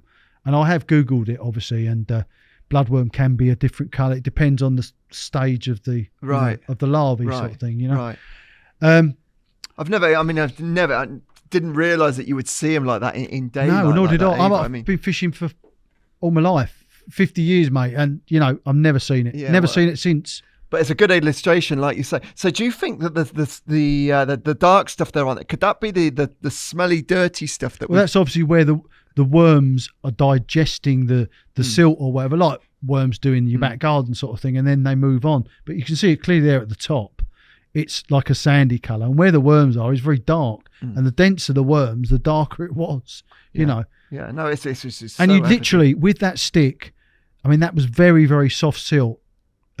If I'd wafted my hand, it would have disappeared. You see the beetles there in the middle of the screen. Look at that. Yeah, I know, it's incredible. It was like the watering hole in the. It's a banquet, isn't it, for everything? Exactly. Yeah. But when I literally, that was just a stick. It's a piece of reed or something. I think you literally touched the bottom and it disappeared.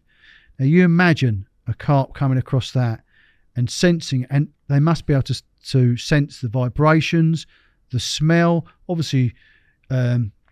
The different state of the larvae, the ones that are dying, the ones that are being born, the amino acids, the organic acids, everything breaking down. It must be like a sensory overload, you know.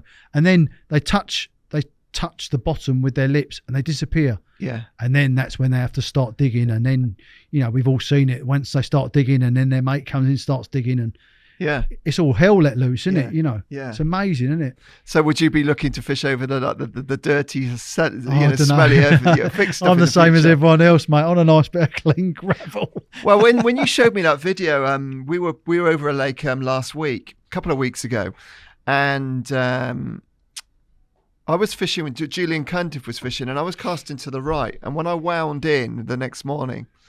My rigs absolutely stunk. I mean, you just wouldn't want to cast back out there.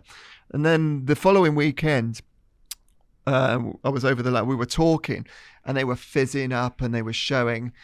And when I went round to the swim, it was exactly over that area where you know. So you imagine though when that worm, that bed has moved, which it will do. Obviously, I have no idea how long it takes, but when it moves, I'd imagine that silt is then, for want of a better word, is dead. And then you could come down the lake and you cast there and it's dead. you know. But then another day, you cast into the black stuff, but that black stuff's full of them worms, and then you catch 10. But you probably wouldn't, and then you're like, oh, why the hell? It's the, you know, you're never going to know, are you? You know what I mean? I mean, we all get excited with reeling, you know, right on the end of your bit of bloodworm, yeah. You've got a point on the end of your point, you've got a bloodworm, it's mark that spot. The truth is, these beds are moving, and it would also be the type of lake you're fishing in. You know, I'd imagine that these lakes, that sort of thing happens much more where there's silt, you know, soft silt, and you know, in new gravel pits, you're not going to get that very often, are you? You know. But I guess, like I say, I mean, some of that stuff's going to be quite smelly and dirty, and not somewhere that you would necessarily want to be putting a rig. Would you put a rig on a smelly sort of spot then? I don't know. If there was fish showing there, that would be would be the. I wouldn't really care, you know, but I'm the same as everyone else, so it'd probably be a pop up. Let's be honest. Would it? Yeah. I'm not going to say, oh yeah, I use 4 ounce leads and I cannon it into, you know, into 2 foot of silt. No, I don't. You know, it's it's actually talking about that. The estate lake that you were fishing on. Yeah. You had that was an interesting campaign, wasn't it? Well, I first got on there through a friend of mine. A lovely, beautiful estate lake, right in the middle of bloody nowhere. You wouldn't even know it was there. It's only a very small place. Incredible stock of lovely carp. They're lovely in the fact that they're scaly and people didn't really know about them. But because of the water was absolutely completely coloured. They were very light coloured, which I know, you know, nowadays and age it's like, oh no, we want them dark and scaly sort of thing. But they weren't beautiful. Yeah, there was a great big common in there, which at the time. Would have been a PB common for me. Gone down there early spring, started fishing. I think I caught one fish. The bottom was like soup, you know, in some places it really was. And the method was tiny little leads and flicking around here and there for little, you know, harder patches, or trying to get a drop. And on I think it's my second session, I'd set up to the right hand side of this big snag, and when I mean big snag, it was actually a tree that had gone in the water many years ago, but it was actually a tree that you could, in the right light, you could follow this trunk halfway out, you know, with the branches coming off it, and I set up to the right of it. And that night, just a little bit of background, I was sponsored at the time by Jag. And Jag done these little snag ears for these Nevils. I'd never used Nevils before, but they were keen for me to use these Nevils, so I could, you know, I'm sponsored by Jag, so I'm using their gear basically. I totally get it. I wasn't completely down with it, but there you go. But anyway, I was using them. That night, second time I used them, that night, it poured down with rain, just literally for about half an hour, absolutely poured down. And then the skies cleared, and it was only April time. I woke up in the morning and everything was white. It looked like it had snowed, you know. I walked over to the rods. I looked down at the bobbins, and both bobbins, they're not where I left them. You know, that something's happened here. And I was like, oh my God. I looked at the buzzers, and the bloody wheels, they'd got a bit of water on them, and they'd frozen bloody solid, you know. Right. I was like, oh Christ. So I picked up the left-hand rod, and when I picked up the left-hand rod, I could see the right-hand rod going sort of thing, you know. So I'm trying to figure out, there was lots of bream and other stuff in this lake. So I thought nothing of it. Picked up the right-hand rod and thought, oh, Christ, I got something on here. Don't know what it was. Literally just wound it in, pulled my way, because the water level had dropped down. So I waded out. You couldn't wade out very far because the bottom was so soft. And I pulled it, and I see the other rig come up, you know, like a breeches boy. And I looked down, there's a bloody carp's mouth coming out. So I grabbed the net, put it under there, netted it. It was bloody 43.5 pound. You got a picture, Tove? We've got anything. There's that one. Lucky's right on it. Look at that. It just appears on there, Jace. Yeah. Oh, magic, isn't it? Yeah. Yeah, it looks pretty cold. God, they're the mornings though, aren't they? Yeah, I mean, the sun had come up by that time. You can see the long shadows. It's still very early in the morning. Called a couple of guys round and all that. That fish with the long I wasn't using long hairs or anything. I was using long, supple hook links, Mm. and I couldn't reach the bloody hook. I had to use forceps to right down. Now that fish, it wasn't known for its fighting abilities, obviously, but I'll be honest with you. I went to bed at sort of 10 o'clock. Right, it was cold. Got in the bag. I was only fishing with an umbrella, and I woke up at 5:30, something like that, 6 o'clock at that time of year. I have no idea what time that fish picked the bait up, right? Neck to my left, I've got the biggest snag in the lake, okay? And all because I'd never had it happen to me before, because these bloody buzzers had frozen up, right? Now that fish had obviously, from my right-hand rod, had moved left, heading towards the snag. It had picked up my left-hand rod and thought better of it, and it had gone out, and it would literally must have sat on the bottom. It might have been on for 5 minutes. It might have been on for 5 hours. It could have been on for more. I do not know, honestly. And I have to say, because of that, I know lots of people use them buzzers and all that, but I was doing a lot of writing for the mags at the time, that sort of thing. I was quite, at the forefront, shall we say, getting sponsorship and blah, blah, blah. And I took them buzzers home, and they were on fucking eBay that day, right? I must admit, I never told Jag straight away, and I felt a bit guilty about it. I just bought some other buzzers, but my only reason doing it is I thought because they'd cajoled me into using these buzzers. You got an immense, it wasn't a known real, it wasn't an unknown fish, but it wasn't a publicly known 43-pound common, if you know what I mean.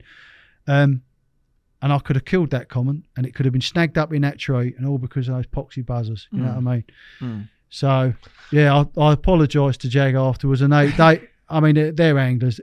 Jim understood me, and, that sort of thing. But yeah. Was this the same water where you started using solid PVA as well? Yeah, well, I found that they very rarely showed because it was such shallow water, I think. They just couldn't build the speed up to sort of, got the odd thing and all that.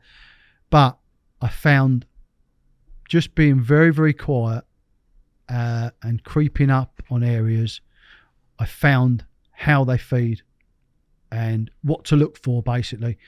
And it was and they wouldn't pop their heads out and all that, but it was just a few bubbles, and there was a few certain areas, and I could stand there literally on the edge, and they'd be at my feet, and then you just stare and stare and stare into the water, and then suddenly you catch a tail. Just literally through watching these bubbles and how they were feeding and all that. And they were obviously, the way they were feeding, they were moving around in groups. That they weren't going from here to there to, they're obviously feeding like that on that bloodworm bed. Now, if you're feeding on some of that bloodworm bed, the visibility they've got is zero. They're literally just creeping along, touching, mouthing everything with their mouth. Of course, the rigs we were using and the other guys were using at the time, if they're picking up stones and weed and other crap up off the bottom, like in a tank, they pick it up, roll it round in their mouth. If it's not edible, they spit it out, and the edible stuff they swallow. Well, long hook links, I just thought these fish, that they had a bit of a on this lake. It weren't somewhere you'd have them all. Like they were cute. Right. But of course, everyone was using long hook links. These fish are moving at 0.1 kilometre per hour. They're just doing this, just feeling like it's the bottom. So they suck a hook in. I'm not saying they knew it was a rig, but it was just a foreign object. So they just blow it out and they move on to now. You were never going to hook them. I only hooked that one 6 inches down its gob, and because it was a sharpened hook, it took a hold and I caught it. I hadn't caught many up to them. So anyway, sod this, I'm changing. This is ridiculous. Once I'd seen how they were all feeding. Anyway, I made some big leads. I got some big, like 4-ounce leads, and I put them in a vice, right? And I squashed them. Well, anyone who's done that, I'll tell you what, you think you can squash a bit of lead. My God, I ended up putting a 6-foot tube on, and I'm hanging on it in my garage, trying to, and banging them with a hammer and all. It's hard work. And anyway, I made them. They're about the size of the palm of my hand, right? Right. This is where it's handy, where you can make stuff yourself. Got them all so I could drop them off and all that. And I even coated them in. I took some gravel It was like pea shingle round the margins were really good in there. It was like a fine sand stroke pea shingle. Took it home, coated them in plastic coating, and I coated them in the bottom. So literally, when I throw this lead in, if they could move over it and touch it, it would feel exactly the same as the bottom. I started using hook links at literally about, well, including the hair, and that was about 2 inches long. It was tiny. Never used so short in my life. Well, I'm a firm believer in any lake, there is something you can find, something you can do that will take you from catching one or two, whether it be bait, rigs, method, whatever, from catching one or two and catching a few every week to catching to catching everything within days, weeks, given how much time you can fish. Anyway, I went from catching one or two one week, maybe blank the next week, to catching 4, 5 in a night. All I've got to do is find them, put those rigs down, and they didn't know what had hit them. It was, I have to say, it was almost cruel. That the big common, I ended up catching it 3 times.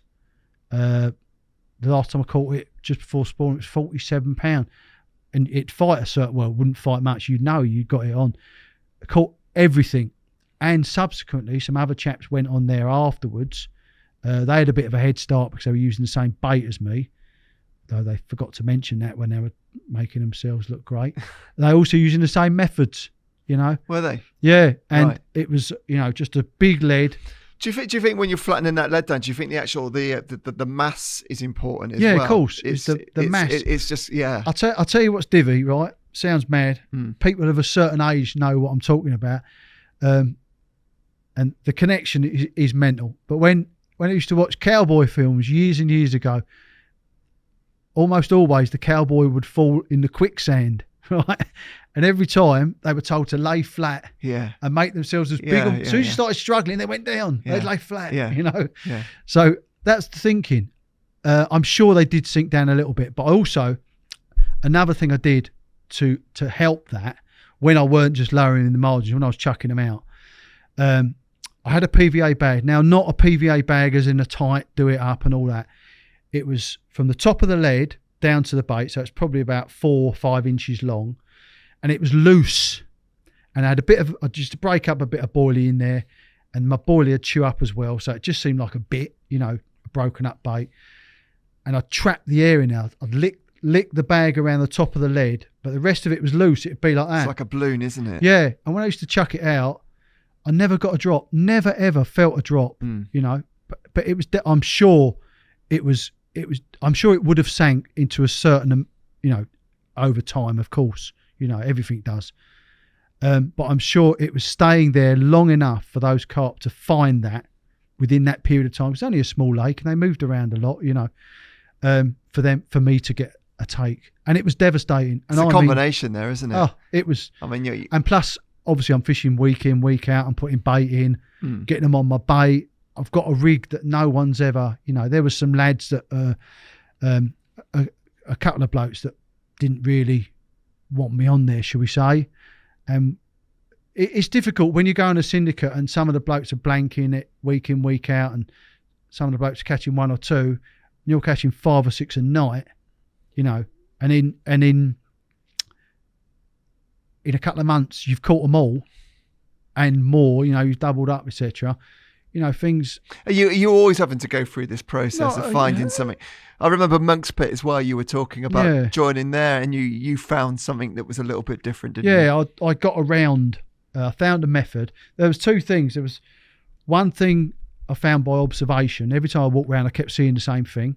Don't ask me, I'm not telling you. Save that for the book. I've got to save something for a book, and if I ever write one. And there was another thing. It just kept coming back to this same bloody thing that I wanted to do. But because of certain rules and methods that were banned, and you had to keep dropping the lead, it was a rule, you had to drop the lead on there. I couldn't do what I wanted to do. So I found a way around it. It didn't break the rules at all. After I'd been on there, the rumours, he was doing this, he was doing, oh, yeah. But it wasn't. I never broke a bloody rule on there at all. I just found a way around something. I found a method that would work. And and it meant that method was the first time it had ever been used on there, and it was devastating. I only fished Monks for, you can only do 2 nights a week on Monks. It's one of those lakes, 48 hours a week. So you've got to be bang on your game. There's no piss arsing around. If you want to be, some blokes just strolled down there, cast out, I didn't care. But most anglers, you catch 10, next week you want to catch 12, don't you? Then you want to catch 15. We're all greedy like that, aren't we? So anyway, I found this method. It was really, really devastating. And in 3 months fishing, as in 12 weeks, caught 70, 80 fish.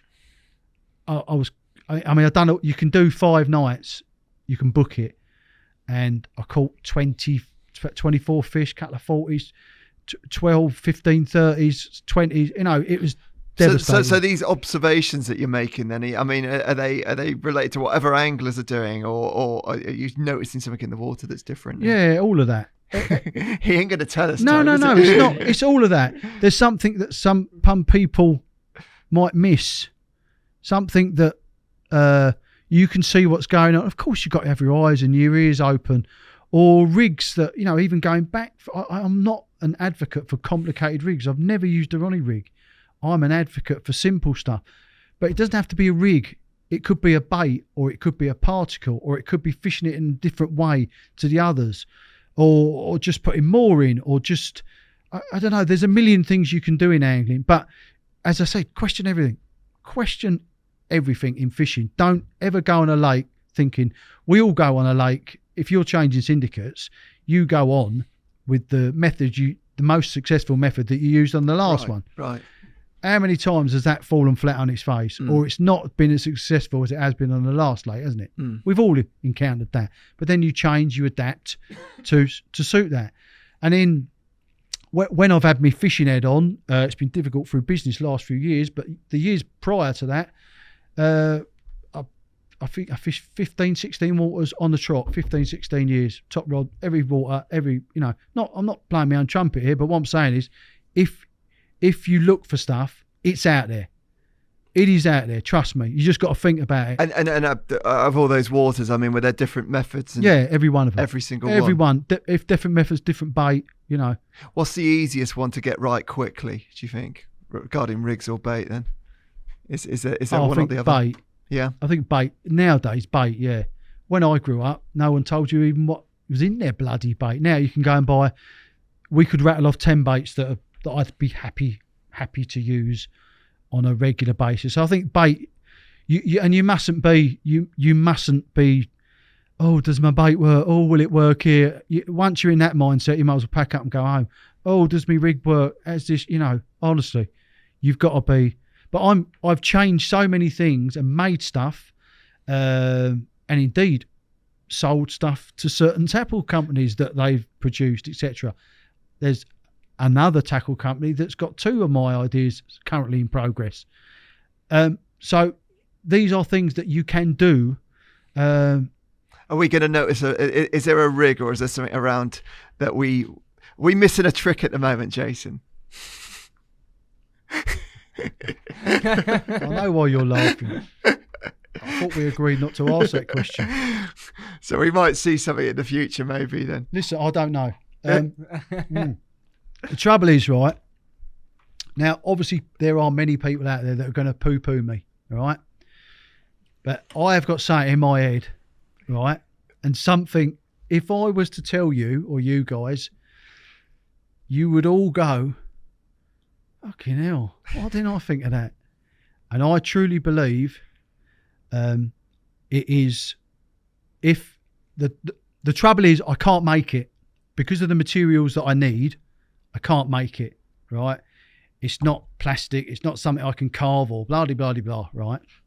So there but I have made it, but I haven't made it good enough to fish with. But it's like, I know it's going to work. And if I showed you, you would know it's going to work, right? Let me just say, if it ever comes out there, right, maybe other people have thought of it and other companies will come out of it. I'm no doubt, I'm there's some great fishing minds out there at the moment. But let me say, I truly believe that if it comes out, it will change it will change rigs forever. And I do in certain aspects. I'm not saying let me categorically say, I'm not saying it's anything that's going to be like successful as the hair rig. But what I will say is every tackle company has kickers or noodles or shrink tubing or bits of that sort of ilk, if you like. All I say is those pieces from every tackle company will become null and void if I let the cat out of the bag. And I don't know, I'm a bit unsure about it morally. It will catch more fish. And I think these fish might get caught enough to it at the moment. No, seriously, if I could make it for myself, I'd do it, and I would keep it for myself for a good few years, or just show a few close friends. But if it's something that you bring onto the market nationally, do I want to see these carp? I love carp. Do I want to see these carp in all waters around the country getting clubbed more than they are now? Because they would be. And I'm sure there'd be many people who say, that's a load of rubbish. If I showed them this concept, they'd say, it's a load of rubbish and it won't make no difference whatsoever. But I tell you what, mate, what if I'm right? And I've done enough rig stuff and all that, and I'm not into complicated rigs. I've done enough rig stuff and messed about with rig stuff. I mean, I used to write for Carpology. All I ever wanted was bloody rig stuff. It's all they'd asked me for, rig stuff. And never asked me for a story, you know? Do you think you'll ever be able to have it made for yourself? Yeah. It'd be easily made. 100% easily made. But listen, it's not a plug or whatever, but another aspect is I could probably I'll put it on the internet tonight. I'd draw a few diagrams or whatever, like, you know. But should I give that to every company I've got nothing to do with? You know, there's a dollar value for these things now. But if it would be as big as I think it would be, right? How much is that worth? And who do you go to who ain't going to pull your pants down? Seriously, I've dealt with a number of companies across the years, and you know they want everything for bottom dollar. This is game changing, mate. I truly believe this is game changing. You know. Well, we'll leave it there. We'll wait and see. Listen, mate, you brought it up. I weren't going to mention it, but you. No, but I'm glad you. I know, but I'm glad you put it out there anyway. Yeah, definitely. You know, and actually going back to, you know, like the Black Mirror and stuff before we finish the show. Yeah. Those big carp, those big uncaught carp, they're still out there, Jason. Aren't they are. Well, I don't know about now. They're very, very rare. Some of these, there's bound to be. Whether there was, like I said earlier, with the Black Mirror was the 4th biggest carp ever caught. If you wanted to do the same thing now, you'd have to catch probably, a 64, 65 pounder, unknown. Is that out there now? I would have to say I don't think it is, unless someone bred something and they're going to plop it in somewhere and go, oh, look, because that could quite happen these days. Someone's private estate lake or something. Yeah, exactly. That could happen. But these fish are getting big because of anglers, aren't they? I mean, you know, growing to that size from naturally is I never when I was a kid, mate, I never thought I'd potentially be fishing for, or even I never thought I'd catch a 40-pound carp or a 50-pound carp. Christ Almighty, we are living in really good times for carp weights. But I mean, that fish that you caught that we've talked about, the Black Mirror, I mean, to see a fish of that size at that time on the bank. Oh, God. Have we got a picture there, Toby? Let's put a picture up of, let's put another little teaser up of a fish that you've caught, which we're not going to talk about, we'll just put a little teaser up there. This is it may sound odd, and as a lot of people say, the Black Mirror, that made you. I've had people say that to me, and I was never trying to make myself in anything in fishing. And after what happened to that lake with regards to anglers, and after what happened to that fish, I still looked for other waters, etc., etc. And I always swore to myself, if I ever come across that situation again, I'd never publicise it. And you know what? There is one It's not. I don't think it's there now because it happened. It was about 5 or 6 years ago. I caught it wasn't an uncaught fish, and the reason I say is because it had some mouth damage. But I think the mouth damage come from probably when it was about £2 or something. But it was not out there. No one knew about it as far as I know. The rumours were, and I know where the bloody rumours come from because I dropped a hint to someone. But yeah, there was a fish out there in a lake that people didn't know about, and I never publicised. Did you find it the same way as the black mirror? Then it was on a hunch. You come across it. We got a picture there, Toby. It's a big. It's just the head of a fish. I know the one that you mean. Yeah, now. Yeah. It's the only. I've put it up in slideshows before. I do a few slideshows now and again, but I don't want the same thing to happen. The rat race and. Yeah, and it's only natural, and even back in 1992 or back in the 90s, it was bad enough then. But can you imagine what would happen to that lake and what would happen to that fish now? Sorry, am I throwing this up? Yeah, that's it. Do we want to see it? Si? Yes, yeah, we do, don't we? Oh. So this was said fish. You can see it's a big fish. That's massive, really. Look how wide that thing is. It looks massive. The chap I showed it to, he said straight away. He said it's the Eddie Price fish, the one off the. Yeah. It's not. It's not. I'll tell you what it is. It's 53.5 pounds common. Dear. I don't know of any other captures around it, but that is immense, isn't it? Does so no one else, not too many people know about this fish. I think it's gone. I think it's dead. Right. I've been back numerous times, and there's only half a dozen fish that I saw with it and around it. One or two. I've never seen that again. Right. I think it probably there's a lot of otters in the air. It's not fenced. As I say, it's 5-6 years ago, and things are even worse around here now. So, yeah. Again, it's just a bit of my fishing's quite private. I fish on my own. I don't make a big thing about it. I quietly go fishing and catch some carp, and that's what I wanted to do. And I imagine, Si, 5 years ago, if I put that out there in that lake.